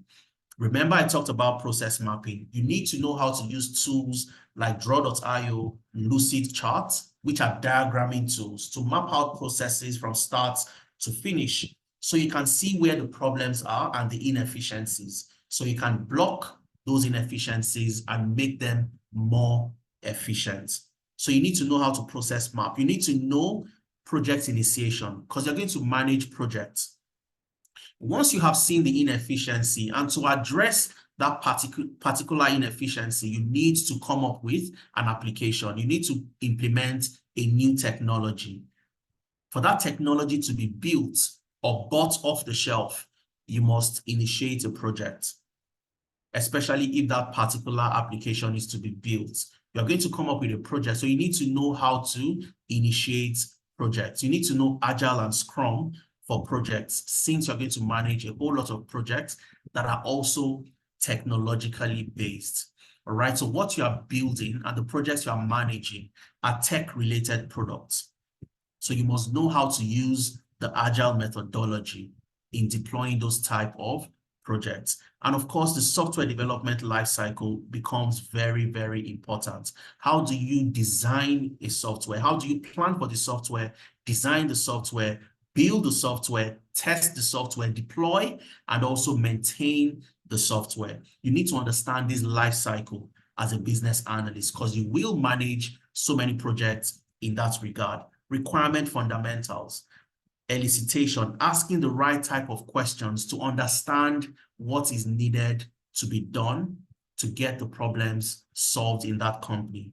Elicitation is where you sit down, you organize workshops, you organize different sessions, you ask questions to get the requirements that are needed to build that application and optimize that process. Stakeholder analysis and engagement. In managing projects, in optimizing processes, you would manage a whole lot of stakeholders. What's the best way to communicate with them? How do I select the right type of stakeholders to meet with, and so on and so forth? You'd also learn that as a business analyst. And of course, ChatGPT for business analysis. ChatGPT is a new trend today.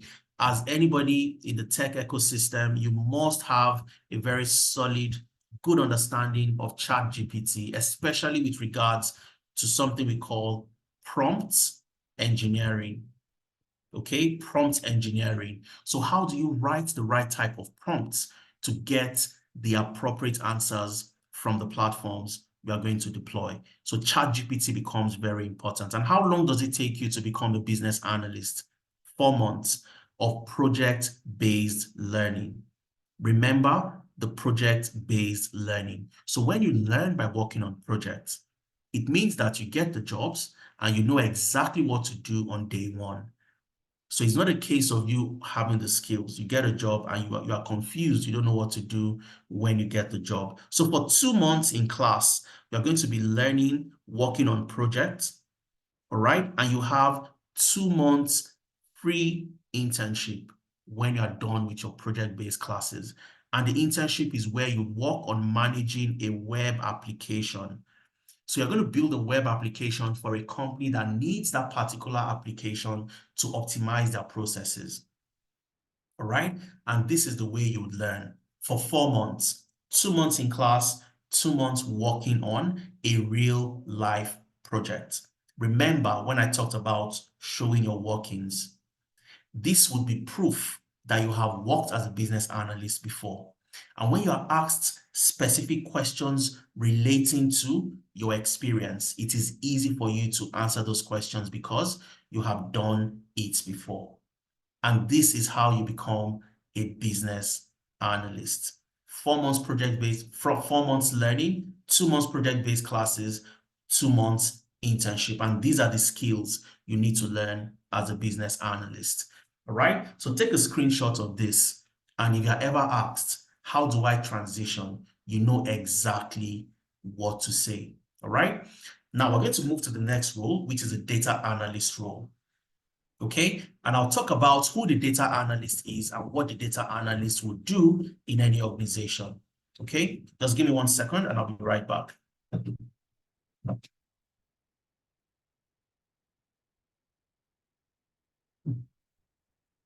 All right, so as a data analyst, what do you do? What is your specific role in that company? Data analysts are professionals that help organizations answer questions or take decisions based on the data that they have generated. And I'll give you a practical example. Everybody on the call today, 142. Before you joined this session, some of you filled the form. You saw something on Instagram or on LinkedIn or on Facebook. You saw something somewhere, you clicked on a form, you entered your name, entered your phone number, your location, and then you joined this session. All right, now let's assume that Tenalytics wants to know how many people have joined the session today. Where are they joining from? Who are they? And so on and so forth. You have dropped your data. You've given us data the moment you filled that form, telling us that you are in the UK, telling us that you are in Canada, you are in Nigeria. Those are different data points you have given to us. But the data is useless if we cannot analyze the data to get answers from the data that you have given. And this is, synonymous to you having crude oil. Imagine having crude. You get crude from the ground. Crude is useless until you are able to distill crude oil to different products like petroleum. And that's exactly the way data is. Data in itself is useless until you are able to analyze that data to get what? Insights. Okay, and the insights is what companies would take to take decisions going forward into the future. All right, and let's look at a very good example of what a data analyst would do. Now, let's assume we want to answer a key question. What did Tenalytics, how did we perform last year? Okay, so 6 months performance in 2023. We want to know, how did we perform for 6 months in 2023? What did we do and how did we perform? And as a data analyst, you answer 2 key questions. Your role, your entire objective is to answer 2 key questions. The very first question stems from descriptive analytics, where you try to answer the question, what happened? What happened? And the second question you must answer as a data analyst is what? Why it happened. So what happened and why it happened. So what happened and why it happened, or why did it happen? These are the 2 key questions you answer as a data analyst. So let's say we want to answer the question, what happened last year, 2023, for the first 6 months? How many people did we train? All right. So you'll see a data, go to data for 2023, see a chart that looks like this: January, February, March, April, May, and June. Okay, so 6 months, 23. And assume in January we did 6,000. Okay, in February you have 5.5 thousand. In March you have 3,000. April you have 4,000. May, you have 7,000. And in June, you have 3.5 thousand. So let's assume what we have. The data analyst will go get the data from January to June and create a chart, a visual to show us what happened from January to June 2023. This is what happened. Now, I want to ask you, imagine you are a director in this company and you've seen what happened from January to June 2023. What would be the question you would ask looking at these charts? What question would you ask looking at the chart? So if this is what happened, so we did 6,000 in January, in February we did 5,500, in March we did 3,000, in April we did 4,000, May we did 7,000, and in June we did 3,500. What would be your next question? Just type that into the chat and let's get to hear from you. What would be your next question? Just type it into the chart. From January to June, you've seen the performance. This is answering the question, what happened? Descriptive analytics. You are describing the data, describing what happened in 2023 from January to June. Okay, and you've seen what happened. All right, in January, we trained 6,000. In May, we trained 7,000. In June, we trained 3,500. Why the difference performance? Fantastic. Decline in participants. Okay.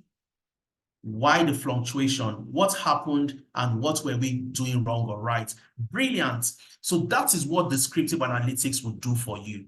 And remember what I said. As a data analyst, you are answering what happened. You are helping the company answer questions from the data they have generated. One of the first questions you want to ask is, what did we do in the month of May to get 7,000 people? All right, so why do we have 7,000 in May? And this is where you go a little bit further to answer why it happened. So you are taking a step further. You've seen what has happened from January to June, but you want to know why it happened. Why do we have an increase? And after May, why do we also have a decline as well? So you have to dive a little bit deeper into the data and do something we call diagnostic analytics, trying to answer why it happened. So you are looking for trends, you are looking for patterns and events that could have taken place during that same period that would have led to that increase or the decline. So maybe in May, you had multiple promotions.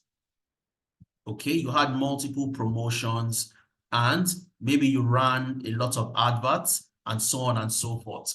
So you had 2 times your normal multiple promotions, 2 times your normal adverts in the month of May. And that explains why that increase happened. And in the month of June, you also want to know why you have that decline. And that's where you start to ask the question, why it happened. Looking at diagnostic analytics. And as a data analyst, this is what you do, helping companies answer key questions, descriptive and diagnostic. What happened and why did it happen? If we know why we had the increase, it means we can do the same things for subsequent months, and that will give us improvements in our performance. But if you don't know why something happened, you cannot improve the process. You can't get a better result eventually. All right. And that's why data analysts are very, very important. They are an important piece of the organization because they can tell you without any sentiments and being very objective why something happened, what happened, and why it happened. And if you have that information, it helps you to take decisions going into the future. All right. And this is simply the role of the data analyst. And how do you analyze data to show what happened and why it happened? And this is where problem solving becomes number one. You need to know how to identify problems, write, problem statements, use different techniques to get to the root cause of a problem. All right, understanding the 5 why techniques, the McKinsey-Mason model, where you break problems into multiple parts Solve those multiple parts in bits and pieces until you solve the entire problem. Understanding the framework you need to deploy when solving data-related projects, which is the CRISP DM framework. Okay, so you learn all of these things under problem solving, because that's your fundamental objective as a data analyst, to solve problems. Once you've learned problem solving, you move into Excel. Excel is that fundamental data analytic tool that helps you manage, analyze your data, extract insights from the data to help take decisions. Excel is one of the most underrated tools ever, but Excel will get the job done for you as a data analyst. As a data analyst without Excel, you really can't go so far. So you must understand Excel. And then once you understand Excel, you move into SQL, structured query language. And this is the language of databases. Organizations would have their data in a database. How do you interact with the database to get your data, analyze your data, and so on and so forth? All right. You also learn Power BI for data analytics and data visualization. So Power BI would handle more data for you than Excel would. Power BI would create amazing visualizations that you might not be able to do in Excel. All right, so Power BI has fantastic capabilities to help you visualize your data, creating dashboards, and so on and so forth. And then you'd also learn Tableau for data analytics. Tableau and Power BI are very similar, but why have we combined the two in the data analytics program? And this is to give you the opportunity to apply to so many roles. So you're not going to be constrained when you understand only Power BI, but you see a role that requires Tableau and you cannot apply because you don't understand or you don't have Tableau. So you learn Tableau, you learn Power BI, and that widens the opportunities for you to apply to jobs. You learn data storytelling, and this is where you communicate your findings from the analysis you have done in a way that the people that would need to take decisions can take those decisions based on your data storytelling and what you have communicated to them. You'd also learn ChatGPT for analytics and Microsoft Fabric. Microsoft Fabric is a new technology that organizations have started to adopt today. It contains different aspects of the data analytics value chain. So understanding Microsoft Fabric puts you at a position whereby you stand out, you separate yourself from the competition, because when organizations require somebody who has Microsoft Fabric skills, this is a skill that is not very common, but you have it today and you can stand out from the competition eventually. So how long does it take you to become a data analyst? 4 months learning, project-based learning, 3 months learning in class, working on projects, learning all these skills, and you have 1 month internship. All the programs come with an internship simply because once you've worked on projects in class, you need to have the opportunity to deploy the skills you have in a real world scenario where you get to work with data scientists, with data engineers on a project, and your role would be to help them analyze the data, create dashboards. And these are experiences you take into the job, the real world of work.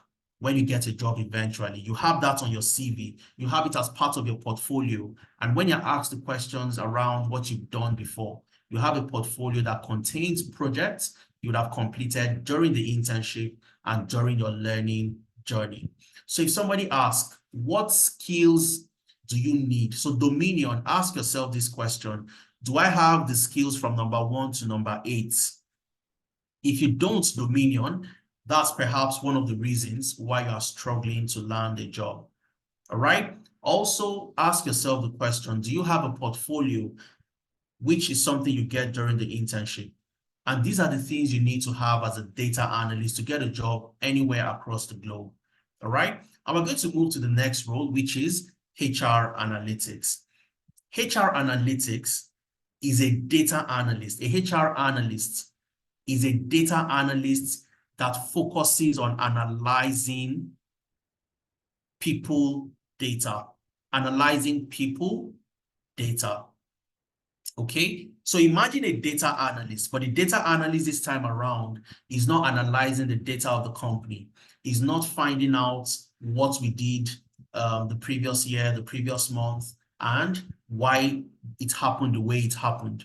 You are a data analyst focused on people data. Now remember, the people constitute a major component, the most important component of any organization. All right. So how do you get insights about the people in your company to help take decisions that will drive the business forward from the people perspective? So imagine you have people leaving the company, you have attrition at a very high rate. Let's say at 20%, people are leaving the company constantly. You don't know why they're leaving. And what HR professionals usually do is to have something we call exit interviews.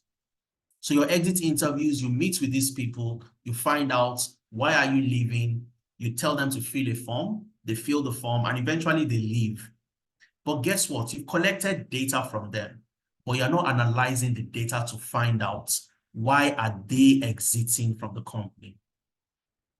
All right. So the HR analyst is that person who is a HR, who has the HR skills and data analytics skills, gets data generated from the company to find out, are there factors, looking at all the data we have captured from people that have left in the past, 5 years historical data, can I tell if there are key factors that are leading to people leaving the company? So if I know the factors that leads to people leaving the company, it is easy for me to identify potential employees that are likely going to leave. So let's assume one major factor is distance from home, okay? The distance from home. So when you have employees that are living very far from the office, there is a tendency that after 1 year, they resign and they leave the company. Okay, that might be one factor. Another factor might be employees that are within the age group of 22 to 30. All right, so the young people are the people leaving the company. So we've identified 2 factors. A HR analyst will take this, do the analysis, and identify people that are likely going to leave based on the patterns and trends from the previous data sets captured. And you can have something we call stay interviews instead of exit interviews. And your stay interviews is where you simply have sessions with the employees. For those who are living far away, give them the opportunity to work from home. For those who are within the age of 22 to 30, you want to find out, why are your young talents leaving? All right. And these are the things you do during stay interviews. So instead of waiting for the employees to leave before you have an exit interview, you have analyzed the data to find out the factors that are leading to the employees leaving. So you can identify people that are likely going to leave and have stay interviews with them. And this is just one example of how the HR analyst would perform in any organization. So as a HR analyst, you are a data analyst with the capability to analyze people-related data. So problem solving, just like the data analyst, you must know this. Excel, just like the data analyst, Power BI, SQL, and of course, you learn your core HR-related areas. And you don't need to have any experience. You don't need to have been in HR before. You don't need HR experience. You don't need to have done anything HR-related. You learn all of these during the training program. All right, you learn all the data analytics skills. Okay, and then you learn the HR skills. And this is what gives you the HR analytics job title. So you learn HR analytics and performance evaluation, HR metrics and life cycle. You need to know the type of metrics to measure to tell if the company is doing well, or you need to make changes based on certain people-related issues. HR analysis and dashboarding, collaboration and report automation, building your case and creating action, and of course, ChatGPT for analytics. And like I said, you don't need to have any experience doing this. It is beginner friendly. You start right from the beginning, learn all the skills, and then you add HR to that and you become a HR analytics professional. How long does it take you to transition? 4 months. 3 months project-based classes, 1 month internship, just like the data analyst role. 3 months working on projects, in class, learning different concepts and techniques, and then you have 1 month free internship. And that's the HR analyst role. Now let's move on to financial analytics. Also very similar to the data analytics role. So the financial analytics professional is a data analyst that analyzes or works with financial data. Okay, financial data. So that's your focus. Your focus is on the financial health of the organization. Every company, no matter the sector or the industry, even if you are a not-for-profit, you still would handle finances, you still would handle money. So who do you need? Who do you have to help you take decisions based on the financial data you have gathered? That's where the financial analytics professional comes into play. So for the financial analytics professional, you have your skills broken into 3 key areas. First is corporate finance, which is what you're going to learn, corporate finance, and then investment banking, and of course, data analytics. Okay, so you have corporate finance skills, investment banking, and data analytics. And these are the 3 key core skills of a financial analytics professional. And a financial analytics professional is that data analyst that can analyze financial related data, that can tell you based on different ratios and different analysis, these are the things we need to do going forward, and so on and so forth. And what does it take for you to become a financial analytics professional? Problem solving, just like a data analyst, you must understand that. You must learn Excel, Power BI, and SQL. So these are the data-related skills that you must have as a financial analytics professional. And then you move into accounting fundamentals. And this is where, for somebody who has never done finance before, you haven't worked as a financial analyst, you learn all the skills, accounting fundamentals, financial analysis, doing different ratios, different analysis to tell the position, the financial health of the company, and so on and so forth. Financial modeling, and this is where you build financial models from scratch for both companies that exist and new companies that haven't even started operations. You learn how to build models, best case, worst case, base case models, and so on and so forth. All right.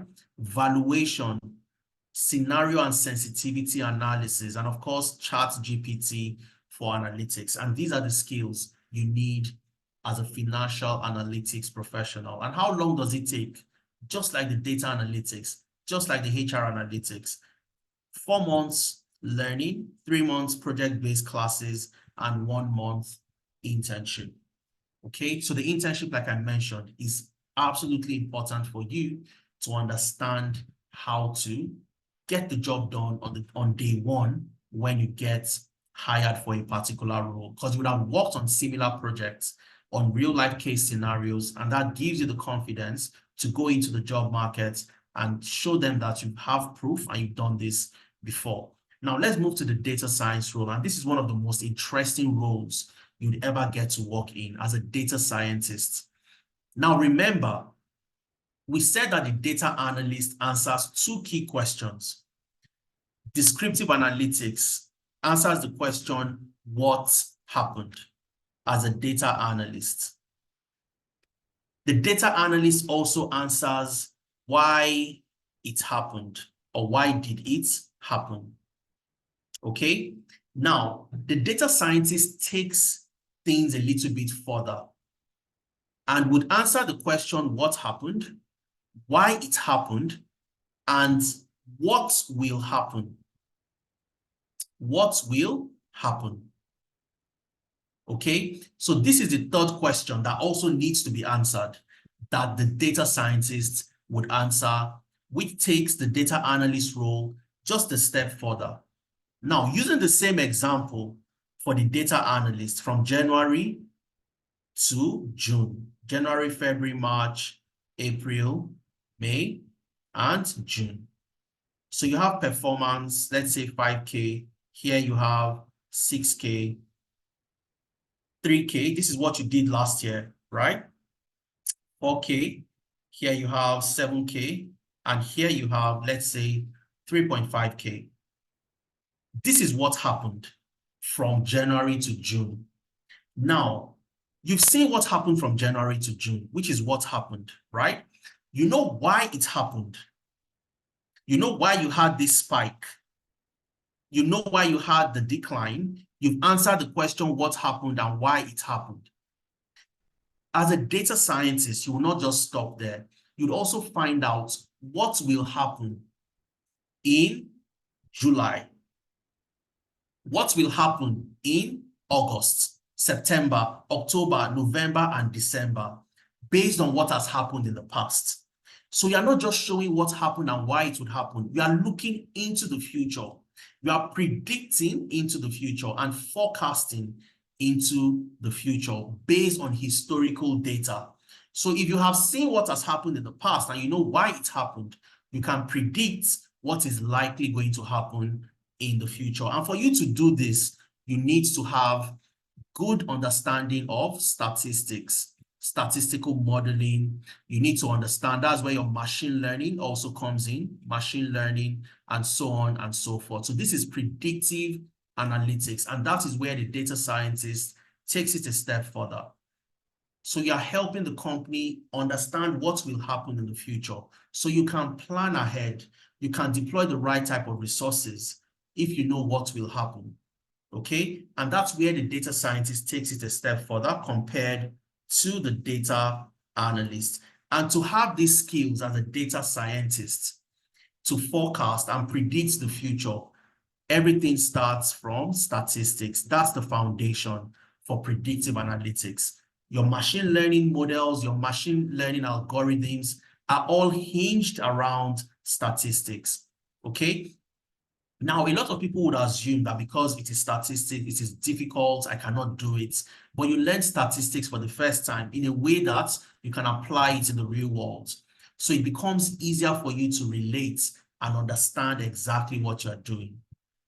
All right, so you start with statistics from the basics, the fundamentals, and then you would learn Excel, Microsoft Excel.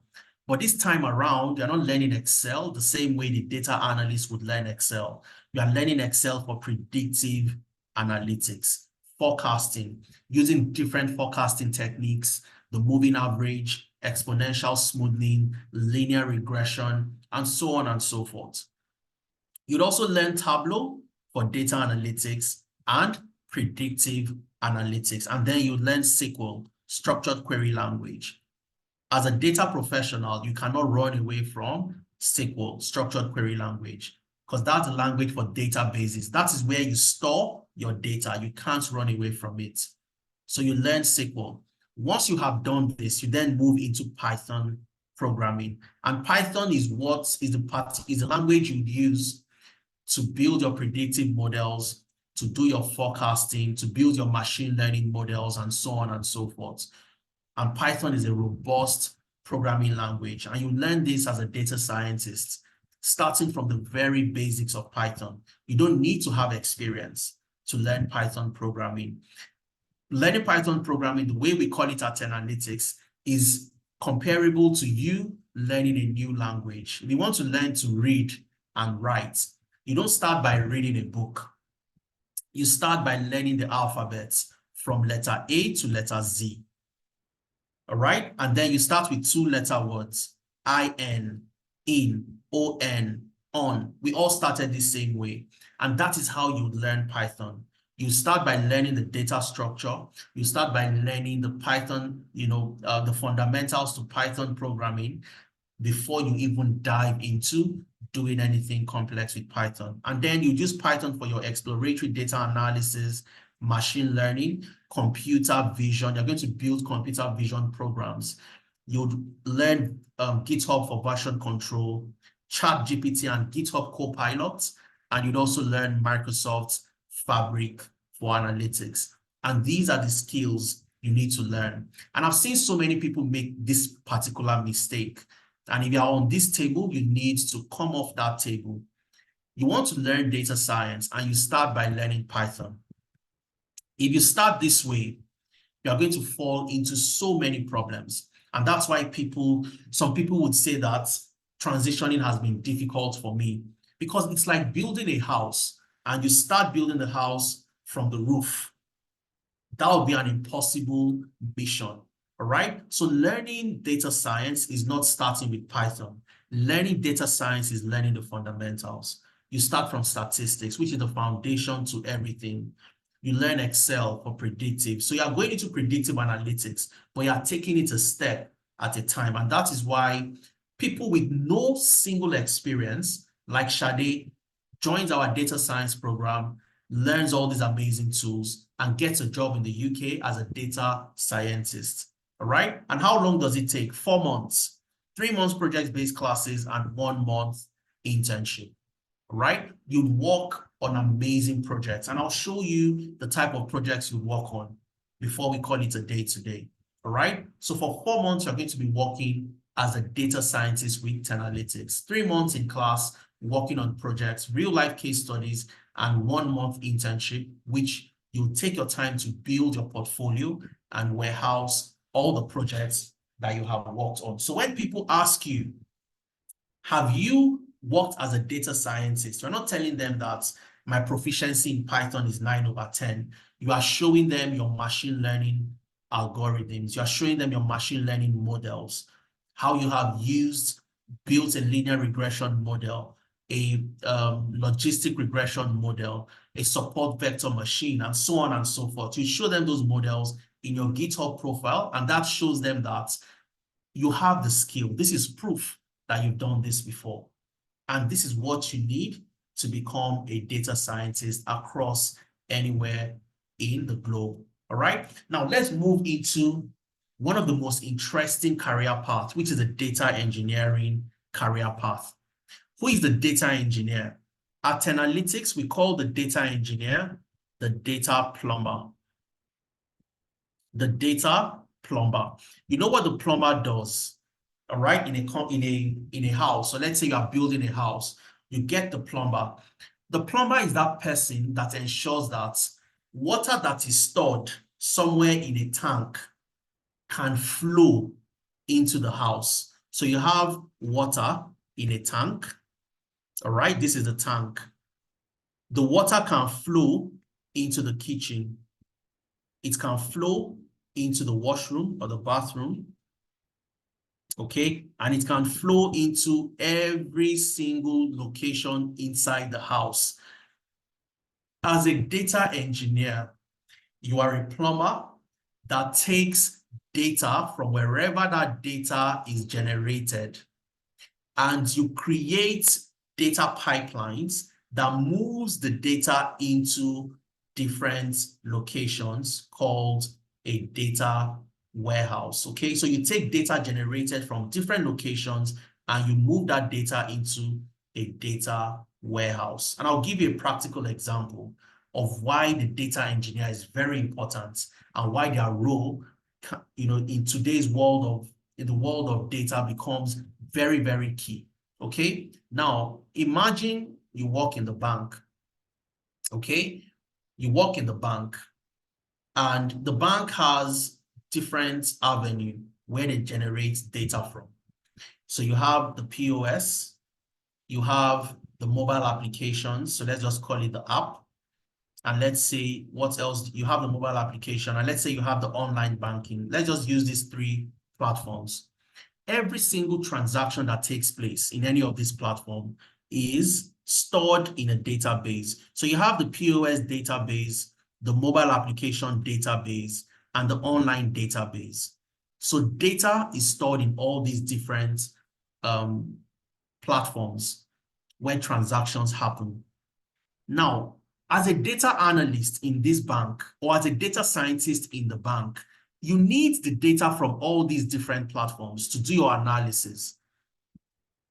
But because the data is not readily available, you can't do your analysis. And this is where the data engineer would create the data pipelines.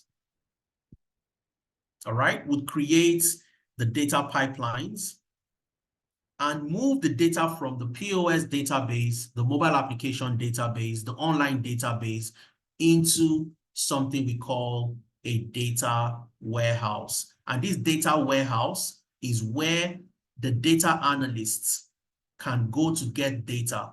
the data scientist can go to get data, and any other data professional, so let's say data scientist, can also go to get data to do their analysis. So the data engineer provides the data to all the different stakeholders. Because without the data analyst cannot perform their job. The data scientists cannot also perform their duties. So the data engineer provides the data by creating what? Data pipelines.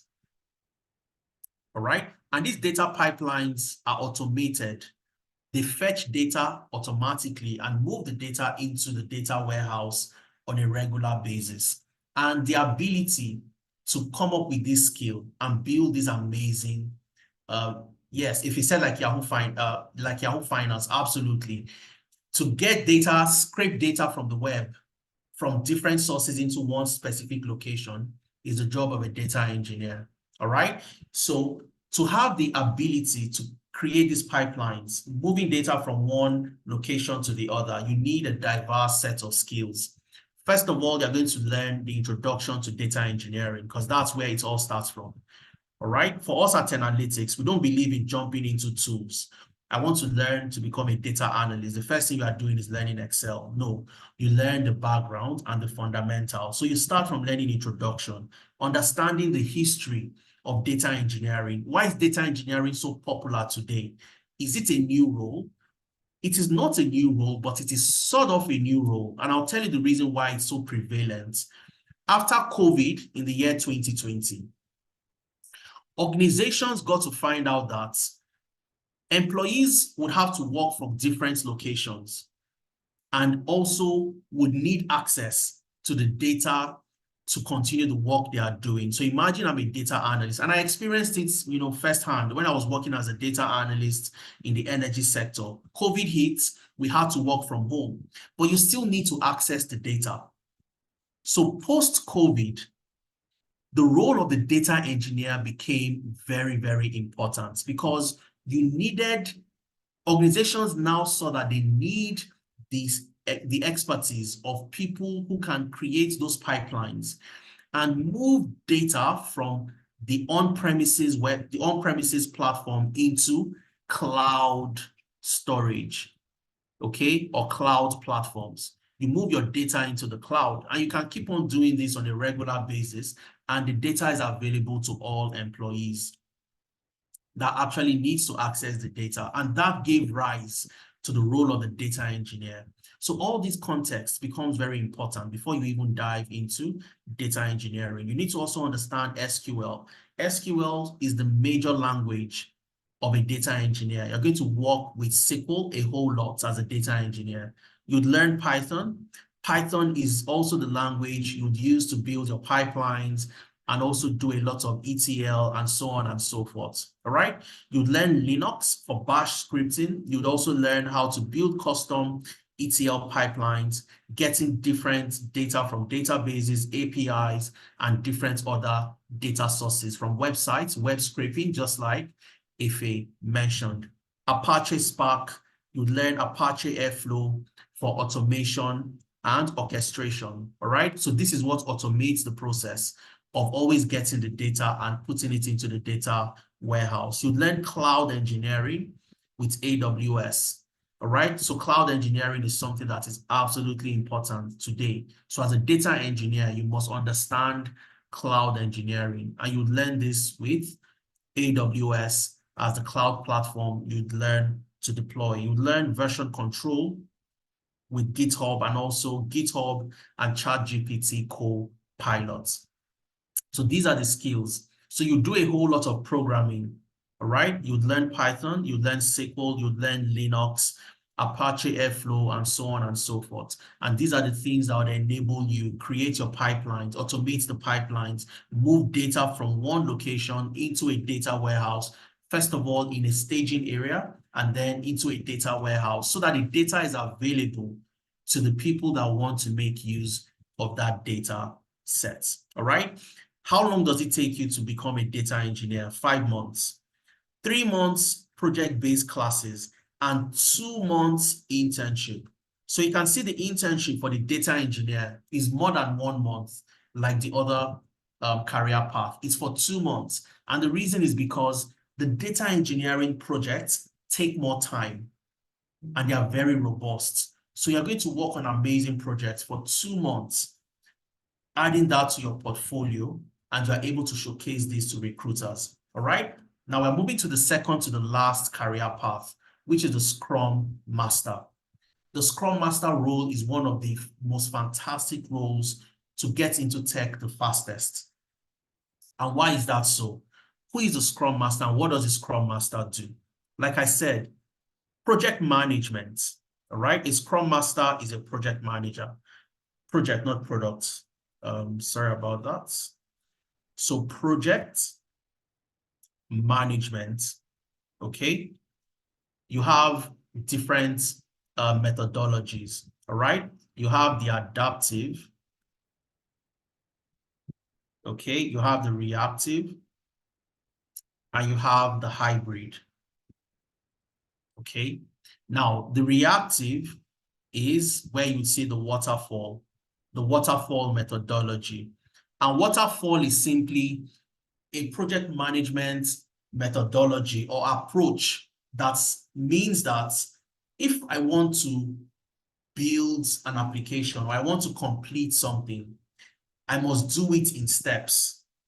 Before that project commences, I must know everything that I need, the resources, the number of people, the amount we are going to spend. I must know every single item or feature that will be built before I even start building.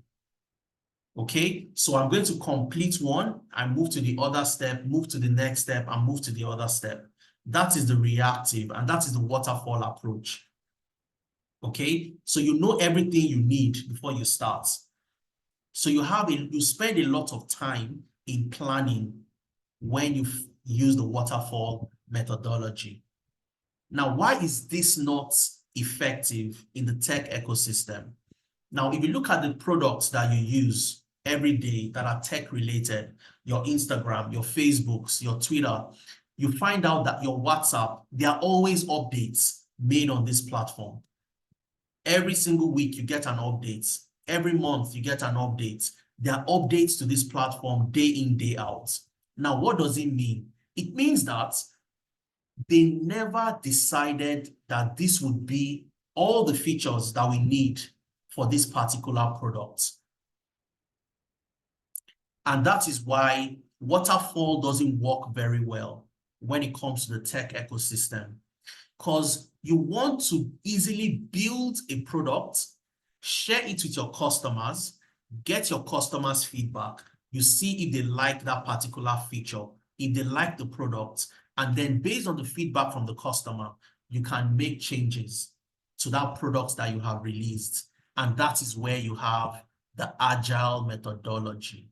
Agile. So agile means you are adaptive. You can adapt to changes. You can listen to the customer and you can make changes and continue with your project based on the changes and feedback from your customer. So you don't need to build the entire product like you would do if you follow the waterfall methodology. You can build something that you can send and deploy to customers. And based on the feedback from customers, you can then make adjustments and have a product that would be suitable and meets the demand of those customers. And who deploys the agile methodology? Who is the expert in deploying agile? That's the Scrum Master. That's the Scrum Master. Okay, so as a Scrum Master, you are simply a professional, a project manager that leverages the agile methodology in deploying projects. All right, so you decide that in building the new products, let us identify the most important features that this product should have. We don't need to build all the features at once. Let's build the most important, maybe 3 out of 10 features, and let's send it to the market. Let's give it to our customers. The customers would look at those features, interact with the platform, interact with the application, and you get feedback from the customer. The process where you look at the most important features is called your sprint You come up with sprints where you implement the important features. So sprints are short duration project cycles where you build your most important features and deploy to your customer. All right, so that's a Scrum Master, and that's why Scrum Masters are highly sought after in the tech ecosystem, because you have the focus on the agile methodology in helping them execute and deliver products that can easily be iterated, make changes, and it fits into what the market eventually demands. And to work as a Scrum Master, you need to understand introduction to Scrum. What's Scrum in the first place? What's the agile methodology? What's the agile framework? And so on and so forth. What's the product backlog? Understanding the Scrum team. Who is the product owner? Who are the Scrum team members? You understand all these different things. You understand the Scrum artifacts, Scrum events. We talked about sprints and so on and so forth. You have the Nexus scale Scrum, which is where you deploy Scrum on a larger scale, managing multiple teams. And of course, you also prepare. We help you prepare for the PSM examination. How long does it take you to get to become a Scrum Master? 2 months. Okay, 1 month learning in class and 1 month working on a web-based project. All right, so 2 months, 1 month learning all the techniques, all the concepts, and another 1 month where you work on a real-world project, building a web application. So as a Scrum Master, you'd work with the business analysts, you'd work with different stakeholders in coming up with solutions to the problem in that particular organization. All right, you're going to learn how to use Jira for tracking project deliverables, Trello for collaboration and tracking of projects, collaborating with team members, and you'd also learn how to use Confluence for collaboration as well. Okay, and this is how you get to become a Scrum Master. At the beginning, I told you, passing the PSM examination is one of the easiest things you would ever do. You can pass it in a week, but we don't focus on that as a company. We focus on giving you the skills that help you get the job when you get a job as a Scrum Master in the US, in Canada, in the UK, in Nigeria, and across the globe. All right, so last program I'm going to be introducing to you is the cybersecurity program. And cybersecurity is one of the most fantastic career paths that would give you the best possible salaries across different regions. And a cybersecurity professional is that person that helps to protect the organization's data, protect the organization's systems and network. People are always trying to hack systems, to penetrate firewalls, steal data from companies, and so on and so forth. Who protects the company's data, the company's network, the company's systems? And that's the cybersecurity professional. And that's why you are very, very important to organizations. All right? Different platforms you use today, you see, things called the two-factor authentication. All right, so it's no longer a one factor where you just enter your password. You might have to open up an authenticator app on your phone. You get a code, enter that code to have access. And all of these things are designed and created hand in hand with the cybersecurity professional to protect that platform, protect the data, protect the systems, and so on and so forth. And how do you become a cybersecurity analyst? First of all, understanding the cybersecurity role, the foundations of computing and networking, information security principles, understanding offensive and defensive cybersecurity, cryptography, you learn that as well. Attack vectors, network security, endpoint security, cloud security, and also web and application security. How do you protect web applications? How do you protect data stored in the cloud and cloud-based systems? Incidents reporting and forensics, and also cybersecurity policies and compliance. And how long does it take you to become a cybersecurity analyst? 4 months. 3 months project-based learning and 1 month virtual internship. And you work with so many amazing tools. you'd learn SQL, Python, you'd use VMware, Splunk, and so on and so forth. Absolutely fantastic career path. All right. And for the AI engineering, we have it coming soon. We haven't launched the AI engineering just yet, but it's a program we have coming very soon, and we're going to launch that in the coming months. Okay. Now, what is the major reason why people join us to train? I know a lot of people are asking, how much does it take for me to join your data analytics program? I'm getting there in the next 2 to 3 slides. Okay. But why do people train with us? Apart from the fact that they might have heard that analytics is fantastic, word of mouth referral, but why are the major reasons? So what are the major factors why people join us? The major reason is helping people land jobs. And over the last few years, like I said, we've helped over 2,000 people to get their first jobs in tech. And in 2023 alone, over 850 plus people were able to transition from the classroom, meaning that they had no experience, they had never done this before, and they were able to get their first jobs in tech. And this is what we at Tenalytics always propagate. All right? How do you get into these regions, get to the US, and get the best possible jobs available for you? How do you get into the UK and get a job as a business analyst, as a data scientist, as a data engineer? All right. And this is what we have mastered using the SAS principle that I shared with you. All right. Again, we have the best curriculum available. I showed you that you have Microsoft Fabric, which you'd never find anywhere else for a data analyst program. You have ChatGPT for analytics, which you'd never find as well, data storytelling, and so on and so forth. The business analysis, you have data analytics related programs to give you that flair and flavor for data analytics. So you can apply to so many more roles. And that's the curriculum that is updated in line with the trends and the demand for different organizations and different sectors. So what's the trends today? We all move with the trend, and that's what we do to have the best possible curriculum at Tenalytics. You work with the best individuals and professionals across different industries. You're not learning from people who are not doing the job. You are learning from people who are doing the job, they're currently on the role, and they're experts within their own specific fields. It's a blended learning approach when you learn with us.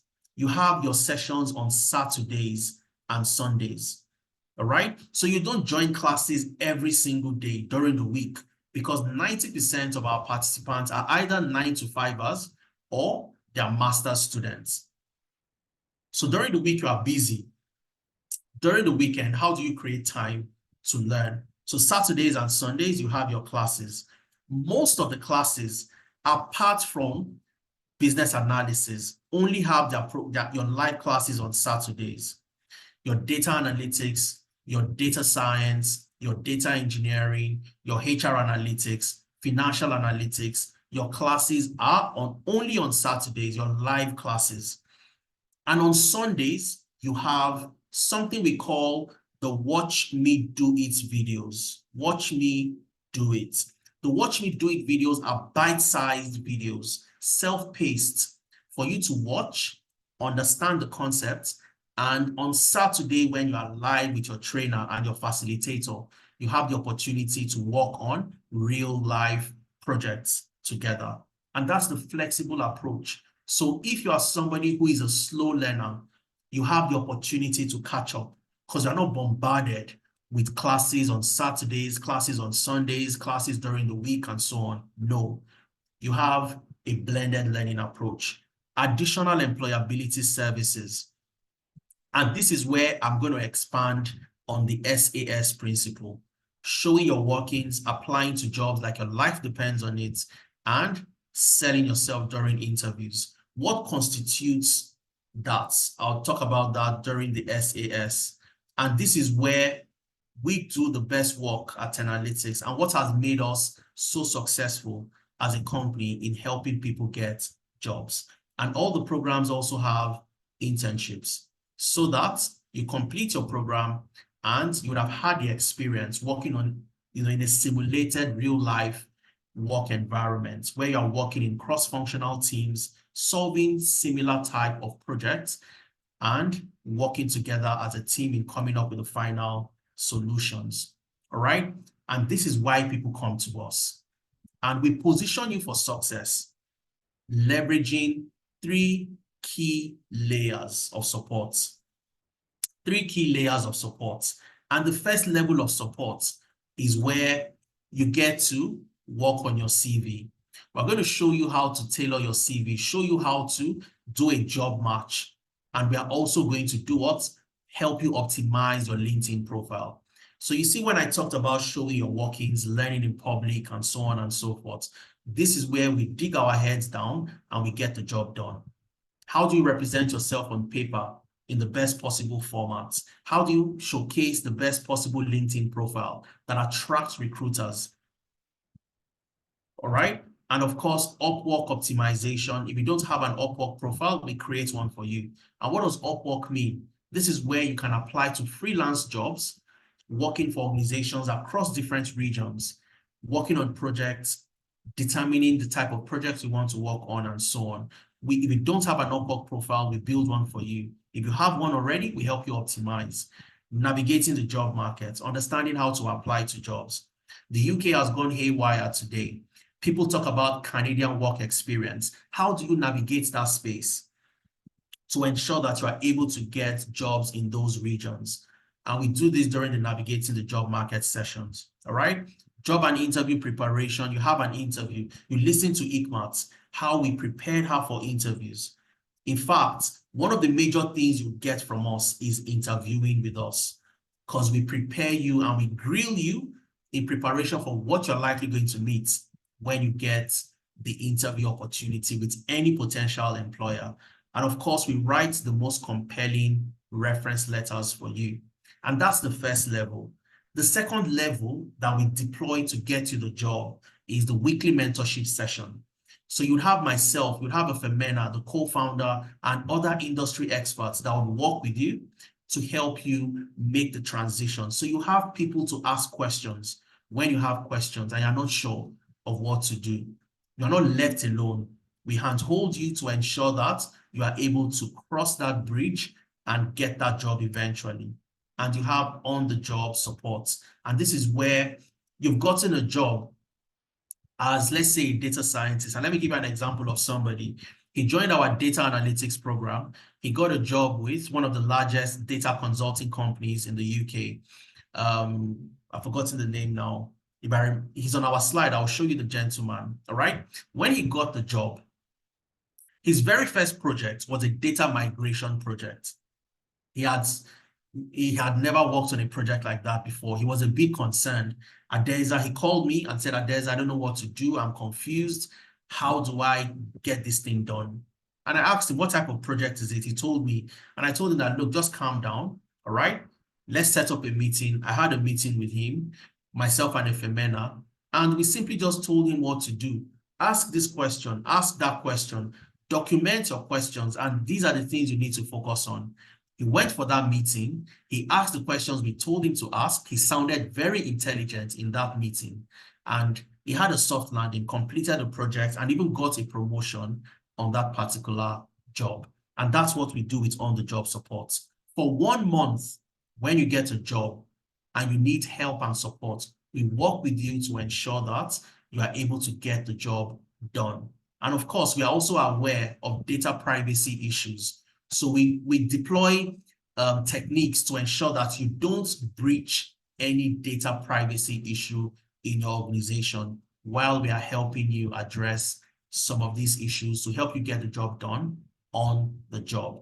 And the final level, which is level 3, and we are deploying this in 2024. We've not done this before, but looking at the track record of what we've been able to do over the years and the success we've had, and a framework that works for us and works for our participants, we have our promise to you, which is guaranteed job interview 1 month after completing your training with us.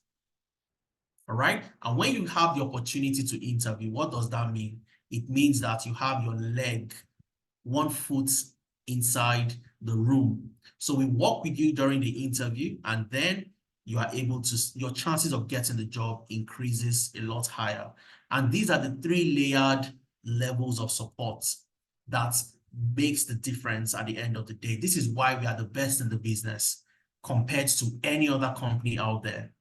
Level 1, helping you with your CV, your LinkedIn, Upwork, navigating the job market, preparing you for interviews, and also standing as referees, writing recommendation and reference letters. Mentorship sessions every single week. Every Thursdays, you have your mentorship sessions. And the beauty is every live session is recorded. So even if you miss a session, the recording is made available in your classroom. And all you have to do is go to the classroom, access the recording, and it will be as if you've never missed anything. All right? We prepare you for the job. If you need our support after getting the job for 1 month, we prepare you for that. And our guarantee to you in 2024 is 1 interview. 1 month after you complete your training, you get an interview based on the career path you're trying to transition into. So you're moving into Scrum, you get an interview for a Scrum role. We're going to prepare you for that to ensure that you get that done. All right. I talked about the internship already. You're going to add your internship to your CV. And this is the proof that you have done the work before. All right. And some very quick additions. And after the additions, we go into the pricing, and then I'll take questions from you before we call it a day. The new additions we have, the first one is the body mentorship. And what is the body mentorship? For us, the focus is on you getting the job, transitioning into a new career path. So you have people, alumni that have done it before, so many of them. We brought them back to work with you and help you make that transition. All right. So when you are listening to me, it's more of a participant to mentorship relationship. But when you are working with somebody who paid to join a Tenalytics program, completed the program, and also got a job, if you're working with that type of person, it's easier for you to relate to them because you can see your journey in their own journey, how they started, and they would also provide you with all that support. So we brought them back to work with you as buddies. So you have a buddy mentorship session also every single bi-weekly. You have the body mentorship sessions bi-weekly, and you can ask questions, you can set up interview sessions, and so on and so forth. Enhanced interview experience, 2 months internship for the data engineering and business analysis. It was always 1 month, but we saw the need to increase the internship to 2 months, where you work on more robust projects that gives you access to the best jobs available. And when you show anybody your portfolio, they will see the depths of the skills that you have and get you into that job eventually. And lastly is our partnerships with recruitment agencies. So how do we guarantee the interview? We have partnerships with some of the biggest organizations, recruitment agencies like Robert Half, for example, in Canada, Hayes in the UK, Korn Ferry, Kelly Services, and so on and so forth. And these partnerships is where everybody who joins a Tenalytics program, all right? So you're a participant in a Tenalytics program. You join a pool. You join a pool of talents. These agencies recruit for organizations. So we've partnered with them to say that if you want to hire for a data analyst role, don't look too far. Come to Tenalytics, access our participants, and provide them to the companies that would like to hire their services. So your interview opportunities become a lot faster because you have access to some of the largest recruitment agencies. And of course, I talked about some success stories. You listened to Ikmat the other time, and there are so many other fantastic professionals. But I'm not going to bore you with too many testimonials. We are going to move into the pricing of each program, all right? The next cohort starts on the 3rd of February, 2024. In about 2 weeks from today, you have the next cohorts beginning.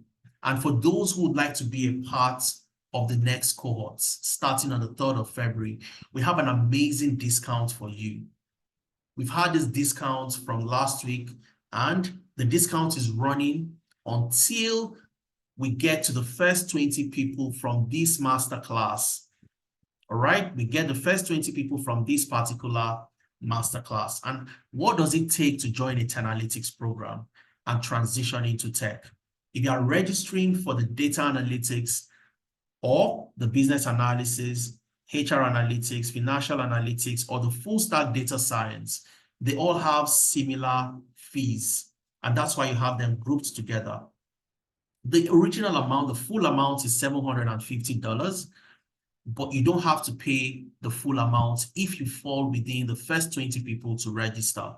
We have a discount of $150 right off the bat, and all you have to pay is $600, broken into 2 installments to make it easy for you to pay.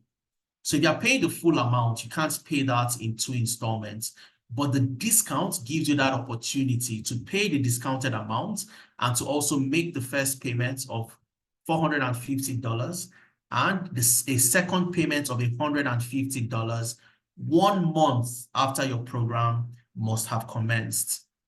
All right, and if you are paying in pounds, the original fee is £625, but you have the opportunity to take advantage of our ongoing discounts where you have £125 discounted and you get to pay just £500. Also broken into 2 installments of £375 as the first payment and £125 1 month after the program must have commenced. And if you're paying in Naira, you have a discounted fee of 720K, broken into 2 installments of 540 and 180 1 month after the program commences. Now, for the data engineering and cybersecurity, the fees are a bit different from the other programs. The original amount is $900 for cybersecurity or data engineering, but we have an amazing discount, just like we have for the other programs, whereby you have a $150 discount and you get to pay just $750 to join, broken into 2 installments of $550 and $200. If you're paying in pounds, instead of $750, you have a £125 discount. You get to pay just $625, $460, and $165. And for the Scrum Master, which also has a different fee from all the other fees, the original fee is $450, I beg your pardon, but you have a discount of $100. So instead of paying $450, you get to pay just $350, $250 as your first deposit, and then $100 1 month after the program must have commenced. And if you're paying in pounds, $295, £200 first installment, £95 balance payment, 420,000, 300,000 to get into the class, and 120,000 1 month after the program must have commenced. All right. So these discounts. What typically happens by Tuesday, the discounts are done and gone. All the 20 slots are gone. And people have asked this question, oh, can't you extend the discount beyond just 20 people? We have a maximum class size of 50 for all our programs. So data analytics, maximum of 50. Data science, maximum of 50. And the 50 is broken into classes where if you are in the UK, you are in Nigeria, you are somewhere around Europe in a similar time zone, you have your classes from 11 a.m. to 2 p.m. So you have a class that fits your time zone. And if you are in Canada, you are in the US, you are somewhere in North America with a different time zone, you also have your class starting 10 a.m. to 1 p.m.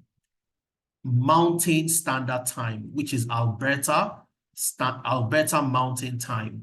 Okay, so this fits your own time zone. So if you're in Alberta, somewhere in Alberta, maybe in Calgary or Edmonton, or you are in a different province, you use the Alberta Mountain Time, which is called the Mountain Standard Time. So you have a time zone that fits your schedule. All right, and the maximum for a class is 50.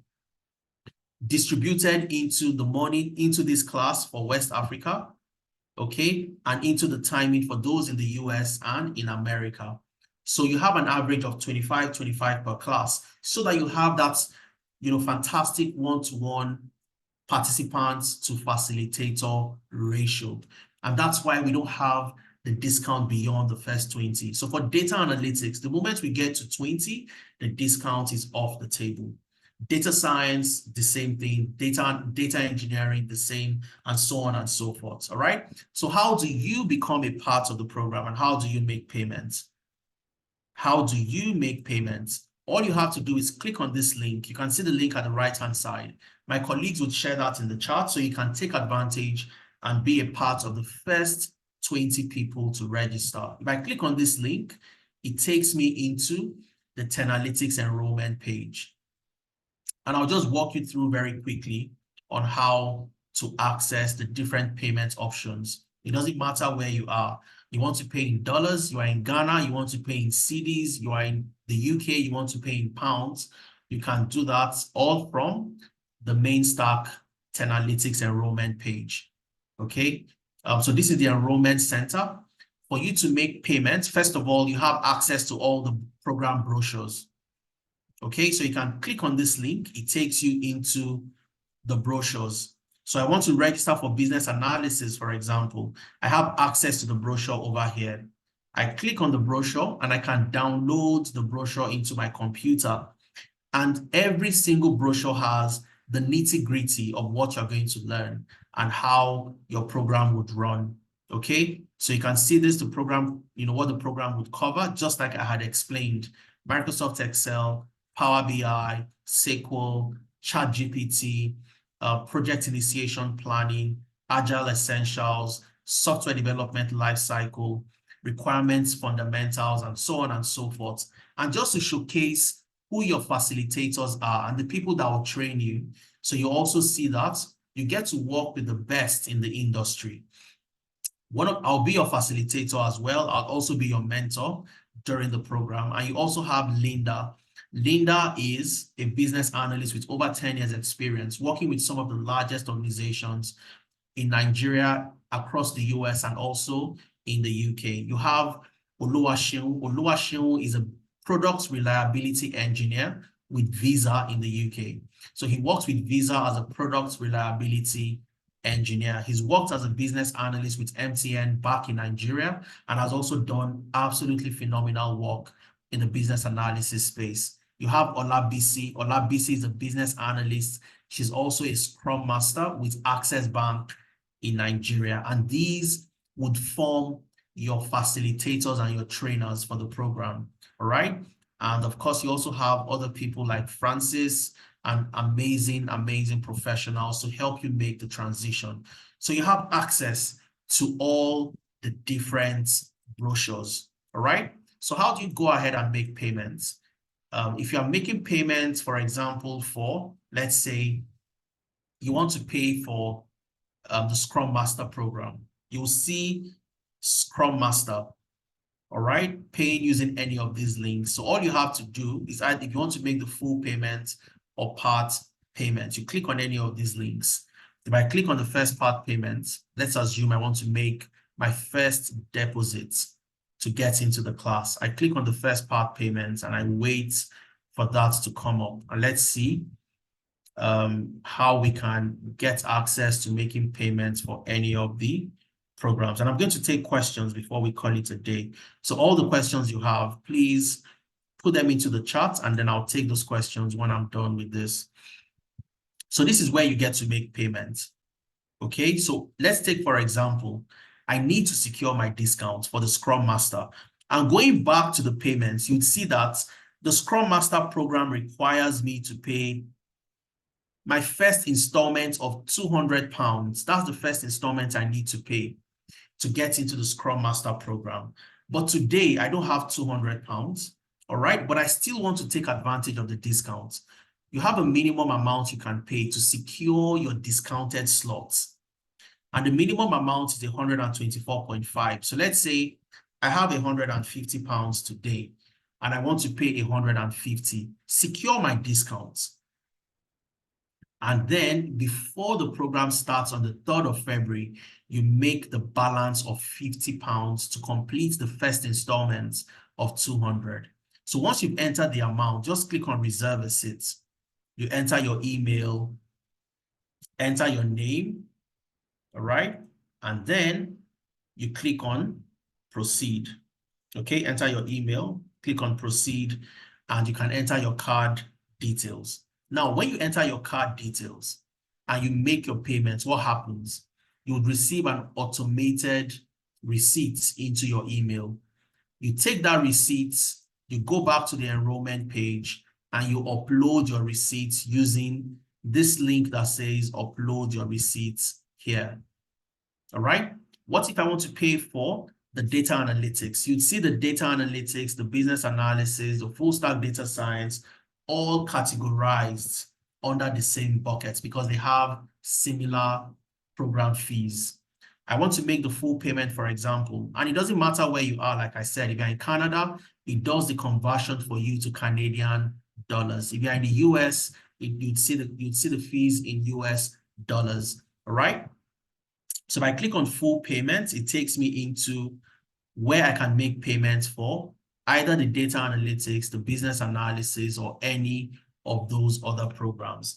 And that gives me access to make the full payments right off the bat, and I get my journey started in February. Now, people ask the question, what if I have some commitments in February and I can't meet up with a timeline and I want to start in March? Is that possible? The answer is yes, you can. You can start in March. Okay. So let me try this again one more time. All right. I click on full payments and it takes me, let's see if this comes up.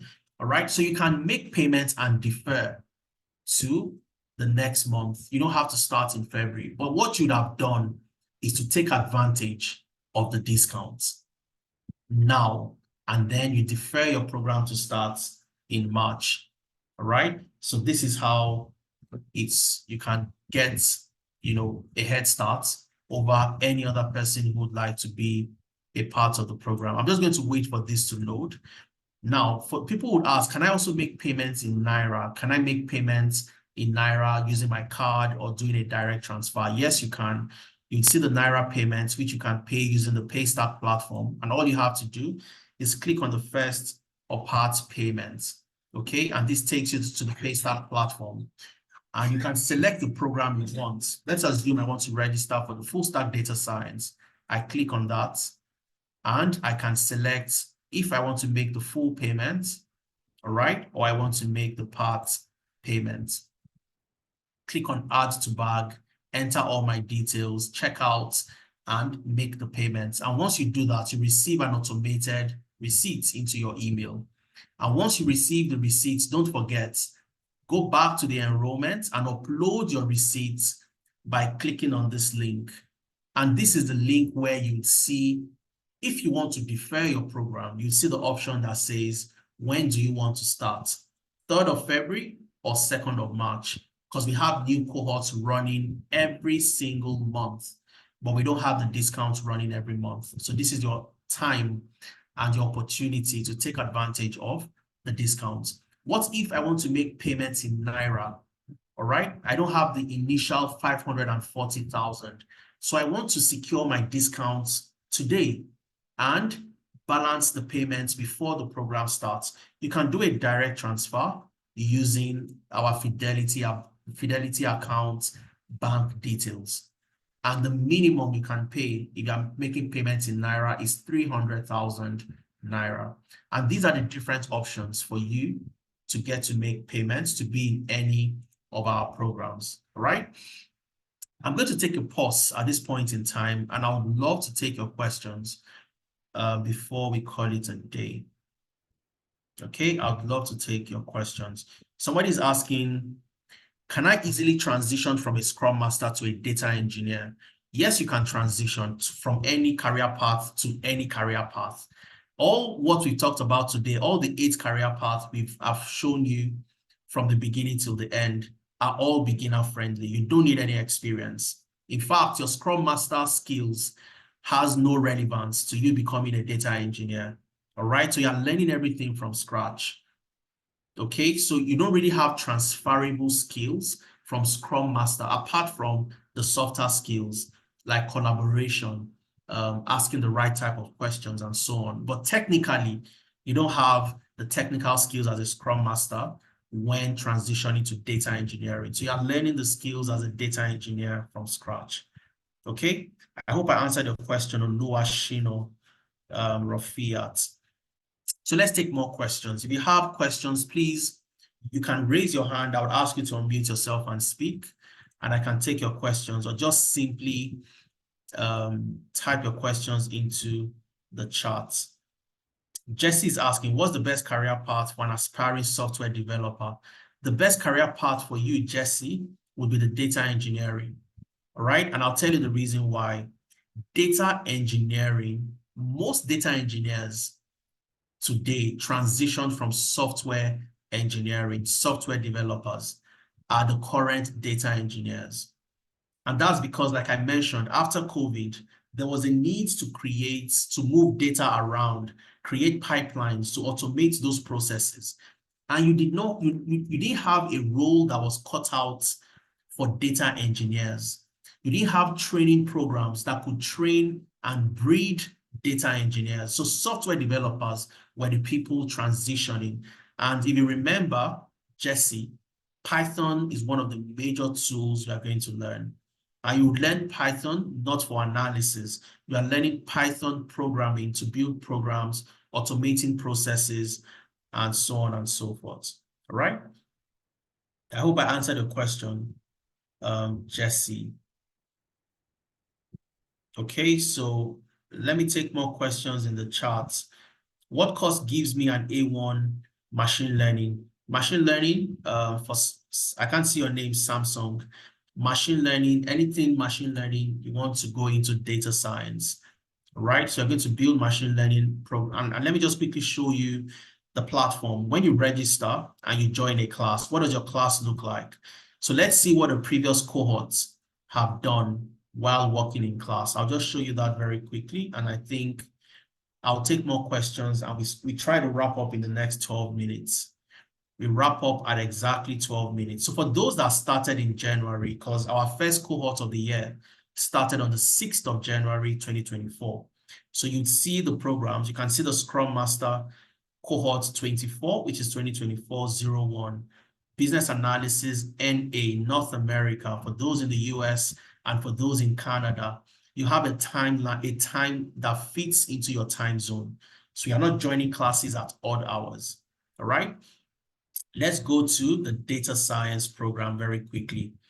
And let's go to the November cohorts, because I think they've covered quite a lot of things. So let me show you very quickly for the person that asked about the machine learning. So full stack data science.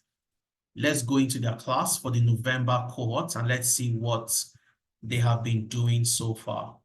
Now, when you join any of our programs, okay, they haven't got into machine learning yet. Okay, so let's go to October. So November they haven't got into machine learning. Let's go to the October cohorts for the full stack data science. All right, so that's let me see.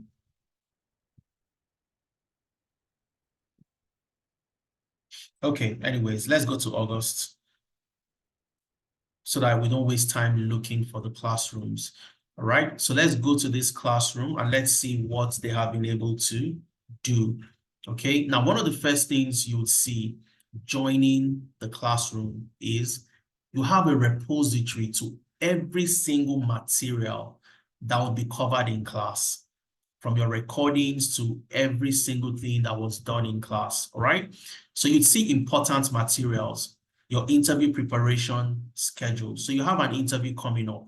All you do is you click on this link and you schedule your interview, okay? Using a Calendly, you schedule your interview and somebody would walk you through your interview. You have CV templates and job websites. So you're going to have a template after you've gone through your CV review sessions. You have a template that you can always modify when you're applying to new jobs, and websites for you to apply to. You have job roles that shows you specific ways for you to list your experience at Tenalytics.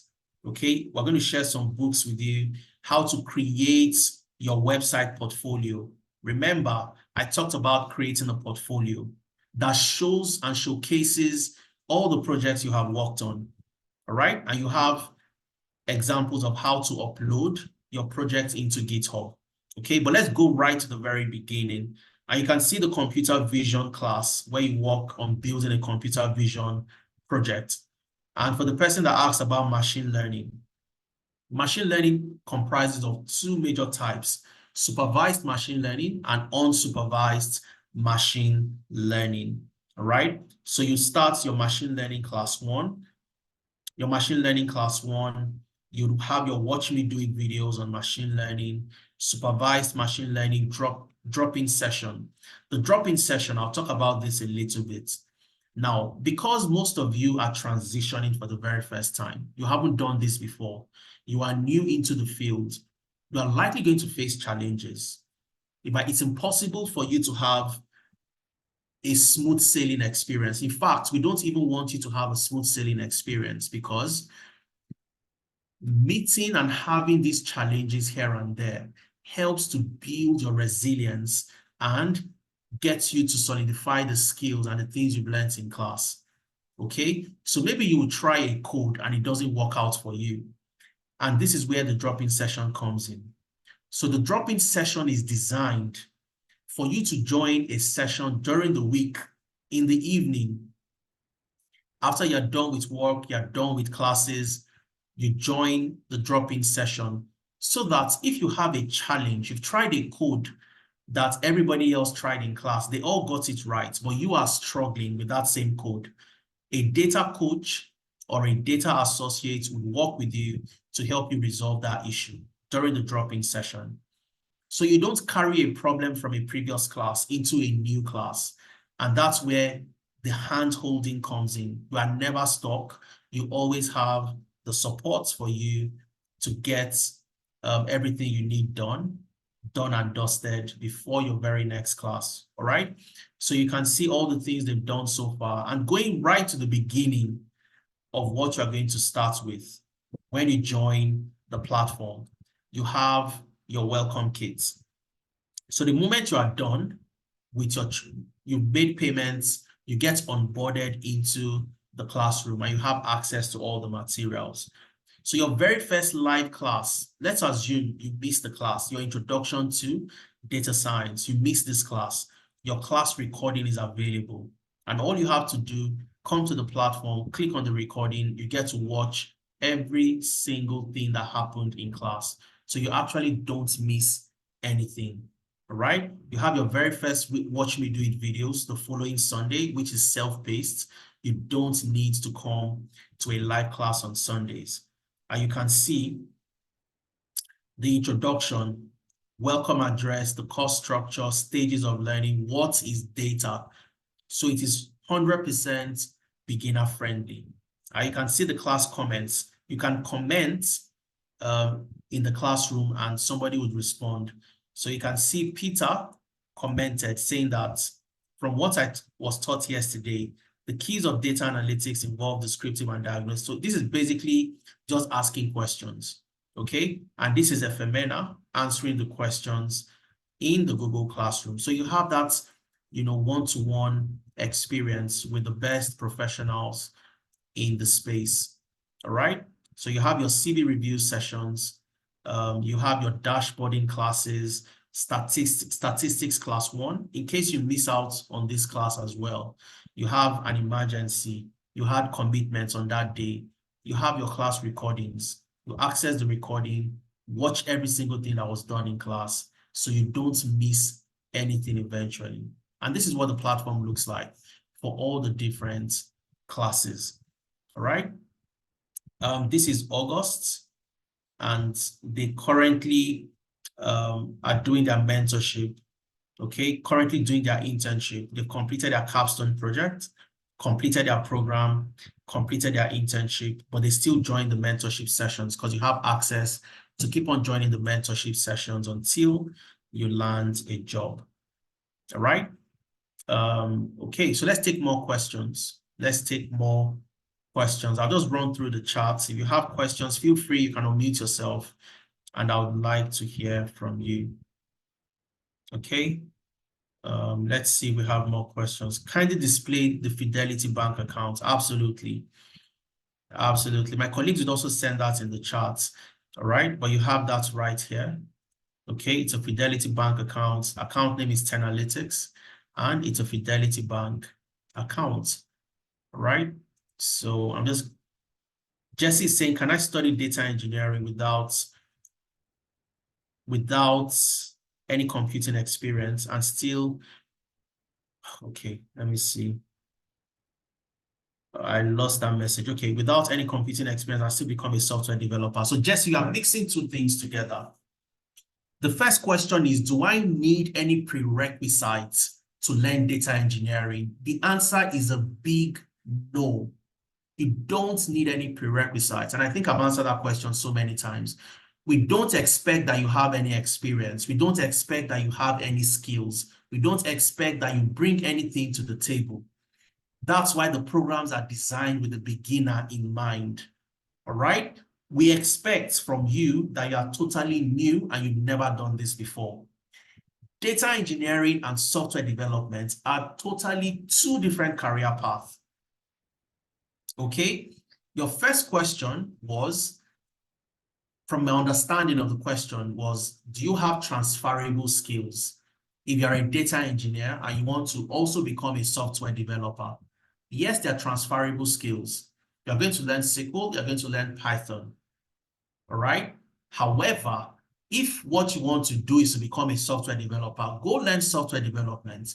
Do not focus on data engineering. If you want to become a data engineer, focus on data engineering and go for that, okay? So it's always good to have a clear direction on what you want to do, so it's easier for you to focus. All right? And I hope I answered your question, Jesse.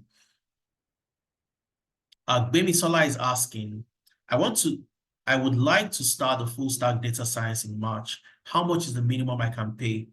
First payment in Naira. So if you want to start in March, the minimum amount you can pay is 300,000 to secure the discounts. 300,000 Naira to secure the discount. And once you've done that and you've made payments, like I mentioned, you can defer to start in March. And I'll show you very quickly, Gbemisola. So all you have to do when you click on the link to take you to the enrollment page, you have made your payments doing a direct transfer to our Fidelity Bank accounts. All right? Take a screenshot for the proof of payments. Once you've done that, Gbemisola, go to upload your receipts. Click on the link to upload your receipts. Okay? You'll see the form where you fill in your email, your type of payments. In your case, Gbemisola, you paid 300,000, so it's an initial payment, not a full payment. You select that and you click on next. All right? Your balance payments, when you have to make, you click on yes. Just keep on filling, clicking on next. Enter your first name, your last name, and so on. Your gender, click on next. I want to show you something, Gbemisola. You read the terms and conditions, click on next. All right? You select when you made your payments, upload the screenshots. You can see where you upload the screenshots of your payments, Gbemisola. Upload it. What was your mode of payments? Gbemisola wants to do a Naira transfer. You select that, click on next. Okay. What account name? Click on, you enter the name, click on next. All right. Now, for those of you who, like Jesse, who is confused to do software development or do data engineering, you want a more one-to-one session with myself, with Efemena, and other industry experts to guide you in selecting the right program. You have secured your discounts. We always advise you to do this. So every Tuesdays, we have something we call the Clarity Session. The Clarity Session is a session where you join and we guide you based on your years of experience, based on where you are at this point in time and what you want to achieve. We guide you on selecting the right career path. For us to guide you and for you to join this Clarity Session, after making payments, if you are not sure of the program you want to register for, select I need to speak with a professional. And once you select I need to speak with a professional, we will schedule you to join us for the clarity session. Okay? Again, because you have secured your discounts, once you have a clear idea, oh, somebody like Jesse finds out that I would rather just go for data engineering, you will not find out in that session that the discount is over because we have met the 20 people for that class. And that's why it's important for you to secure your discounts before you join on Tuesday, where we're going to help you, guide you in selecting the program if you're not already sure of what you want to do. Okay, so Gbemisola, this is where you select when you want to start. So you'd see two options. What cohort do you intend to start? You'd see the cohort for the 3rd of February, which is the next cohort starting in February. And we have another cohort in March. So you can only defer your program 1 month into the future. So once you've done your direct transfer, Gbemisola, you've taken your screenshots, you come to this form. While filling the form, just select 2nd of March, all right? And that's all you have to do. And we will receive your details, confirm your payments. You receive a confirmation email from us, and we will schedule you to join the class that will start in March 2024. All right? Okay. I'm a data analyst and I'm not available for classes on Saturdays except Sundays. We don't have classes on Sundays for data analytics, Paul. Our classes for data analytics, the live classes are on Saturdays. All right? The live classes are on Saturdays. On Sundays, you don't have a live class. You have a watch me do it video where you watch bite-sized videos, learning concepts. And on Saturdays is when you work on projects together with your trainer and your facilitator. Okay? And I'll tell you, Paul, if you're going to miss classes every single Saturday, my advice is don't join the program. All right? If you cannot create time on Saturdays to join your classes and you have to miss every single class on Saturdays, I would advise you not to join because you are going to struggle. All right? Even if you watch the recordings, you don't want to miss too many classes. Okay? So you want to find out how easy it would be for you, Paul. If you can create time on Saturdays, fantastic. Even if it's not all Saturdays, maybe every other Saturday, so you don't disconnect completely from the class. That'll be my advice to you. Okay.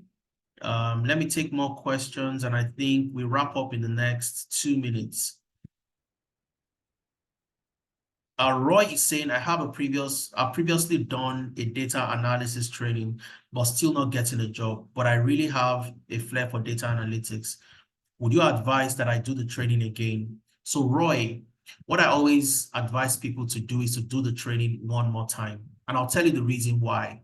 And this is based on experience. So we've had people who came to us to say that I'm a data analyst, I'm good.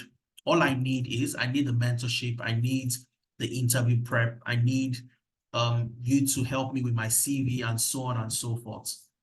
So, but we said, look, you need to build a portfolio, all right? So we are going to give you projects to work on so that when you complete these projects, you can put that in your portfolio. And guess what, Roy? These people struggle to solve those projects.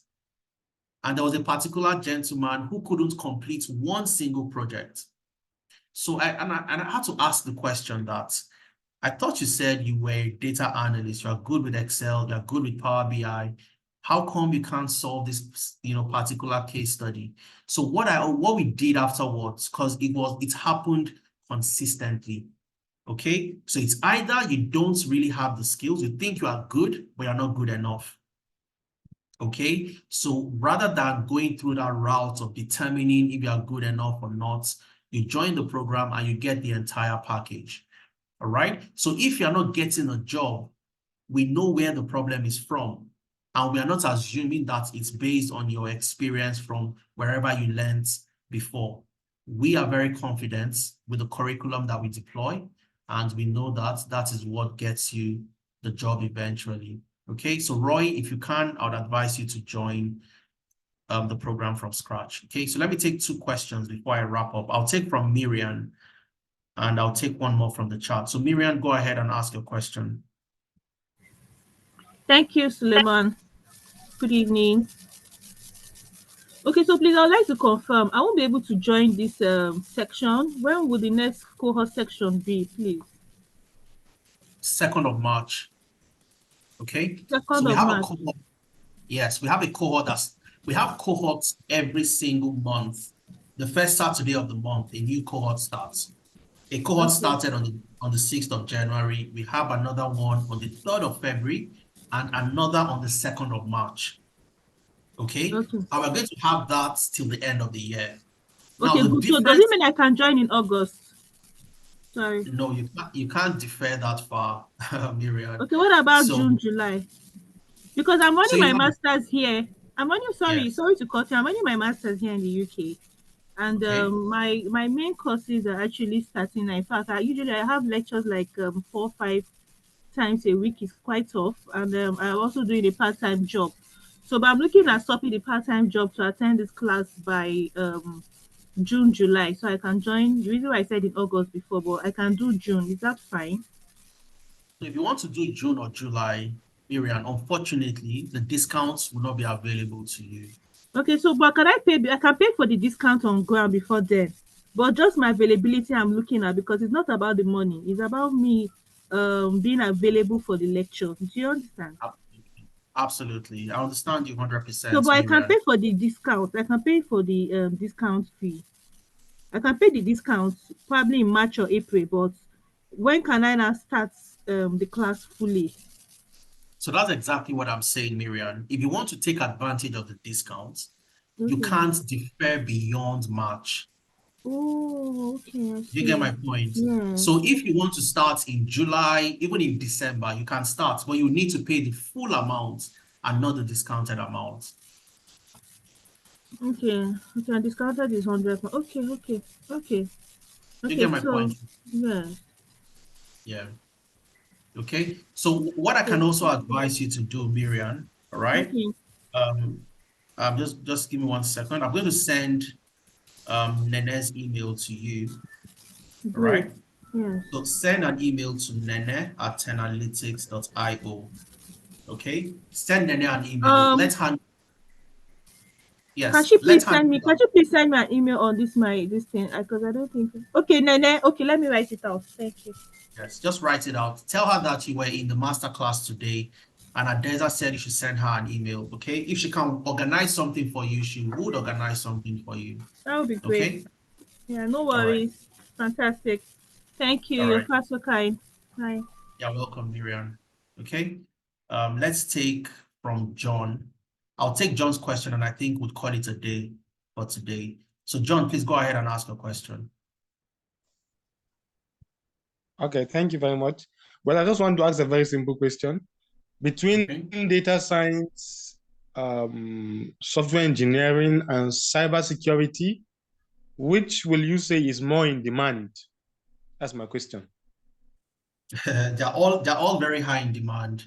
All the programs you highlighted.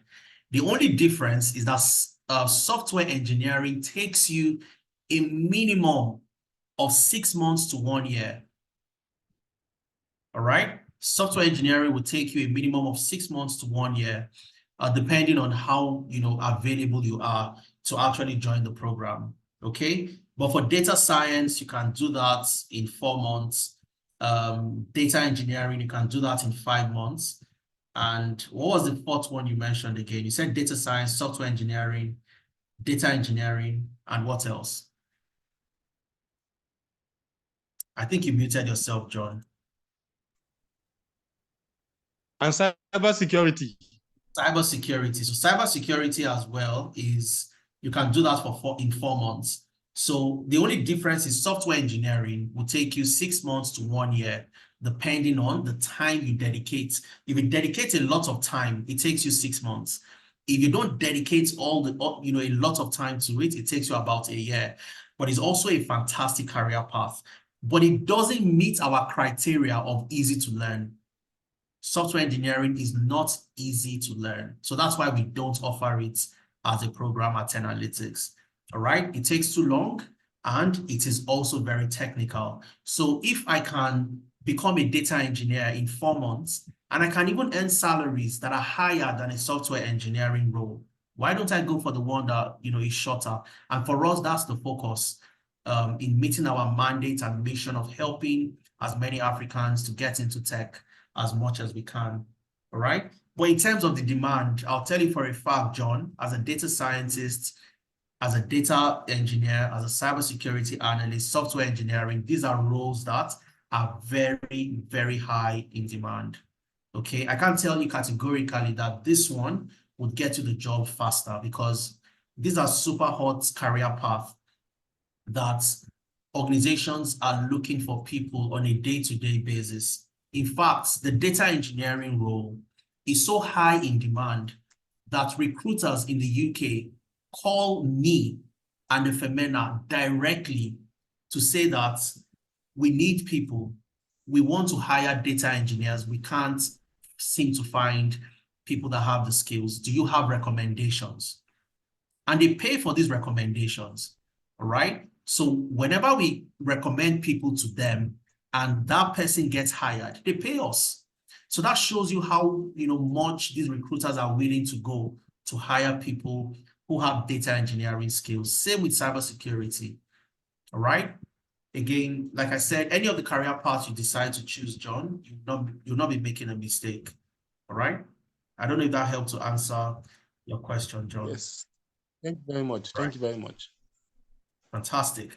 So like I said, for others who might have questions and you want to ask this question, maybe they're a little bit more personal, okay? And you want to have that, session where you have maybe just 10 people, 12 people, 15 people. We're going to have a clarity session on Tuesday, okay? Tuesday, we have 2 sessions. One would start at 2 p.m. Okay, 2 p.m., which will be 1 p.m. in the UK. If you're in the UK, that'll be 1 p.m. And we have another one late in the evening at 11 p.m. or 10 p.m. if you are in the UK. Okay, so on Tuesday, we'll meet with you, help you decide and guide you on the specific program you'd like to join if you can't make up your mind today. But what I would advise you to do, because it happens all the time, it happens every single month. You have people that come to that clarity session. We help them to decide, okay, based on your experience in accounting, working in the bank, we think you should go for the financial analytics program. And they're happy. Okay, how can I make payments? Can I go ahead and make payments now? Yes, you can. Oh, but when we check, unfortunately, the discount is over and you have to pay the full amount. Painfully, they have to go ahead and pay the full amount. Okay, so you want to join that clarity session, take advantage, secure your discount by making a deposit. And then when you're filling the form, select, I need to speak to a professional, and we will schedule you for that session on Tuesday. And if for any reason you miss out on that the Tuesday session, we will contact you and reschedule another session for you eventually, because we need you to eventually select a program so we can send you the right welcome kits for you to join one of the classes. All right. So remember, the discount is for the first 20 people. So don't sleep on it. You want to get into tech, be a part of the first 20 to register. We have numerous fantastic testimonials. Go on YouTube, search for Tenalytics, and you'll see the amazing, amazing stories of people who have gone through the Tenalytics pipeline. I want to talk about somebody very quickly. For those who are considering the data engineering role, we have Michael, we have Idris. Idris completed his training with us, got a job as a data engineer with Jaguar Land Rover in the UK, in Coventry. Late last year, Idris moved on from that role, the data engineering role with Jaguar Land Rover, to become a senior analytics engineer. And Idris was only able to do this joining our program, and we provided his references for the 2 jobs. All right? And these are the type of jobs you get with Tenalytics. Okay? Working with Jaguar Land Rover. Everybody wants to drive a Land Rover. okay, a Range Rover eventually. Idris works with Jaguar Land Rover, and Michael also works with a software company in the UK as a sales engineer after completing our data engineering program. So as a data engineer, you have numerous opportunities, and there are so many people. Listen to their amazing stories. I'm sure you'll find them very, very interesting. Stephen always worked as a customer service representative until he joined our data analytics program, and he got a job as a junior data analyst with the Access Group in the UK. All right. I'm just going to show you how to access our YouTube, and I want you to share this with anybody you think can benefit. You have a colleague, you have a friend, you have somebody, a family member that you know can benefit from this training. Share it with them.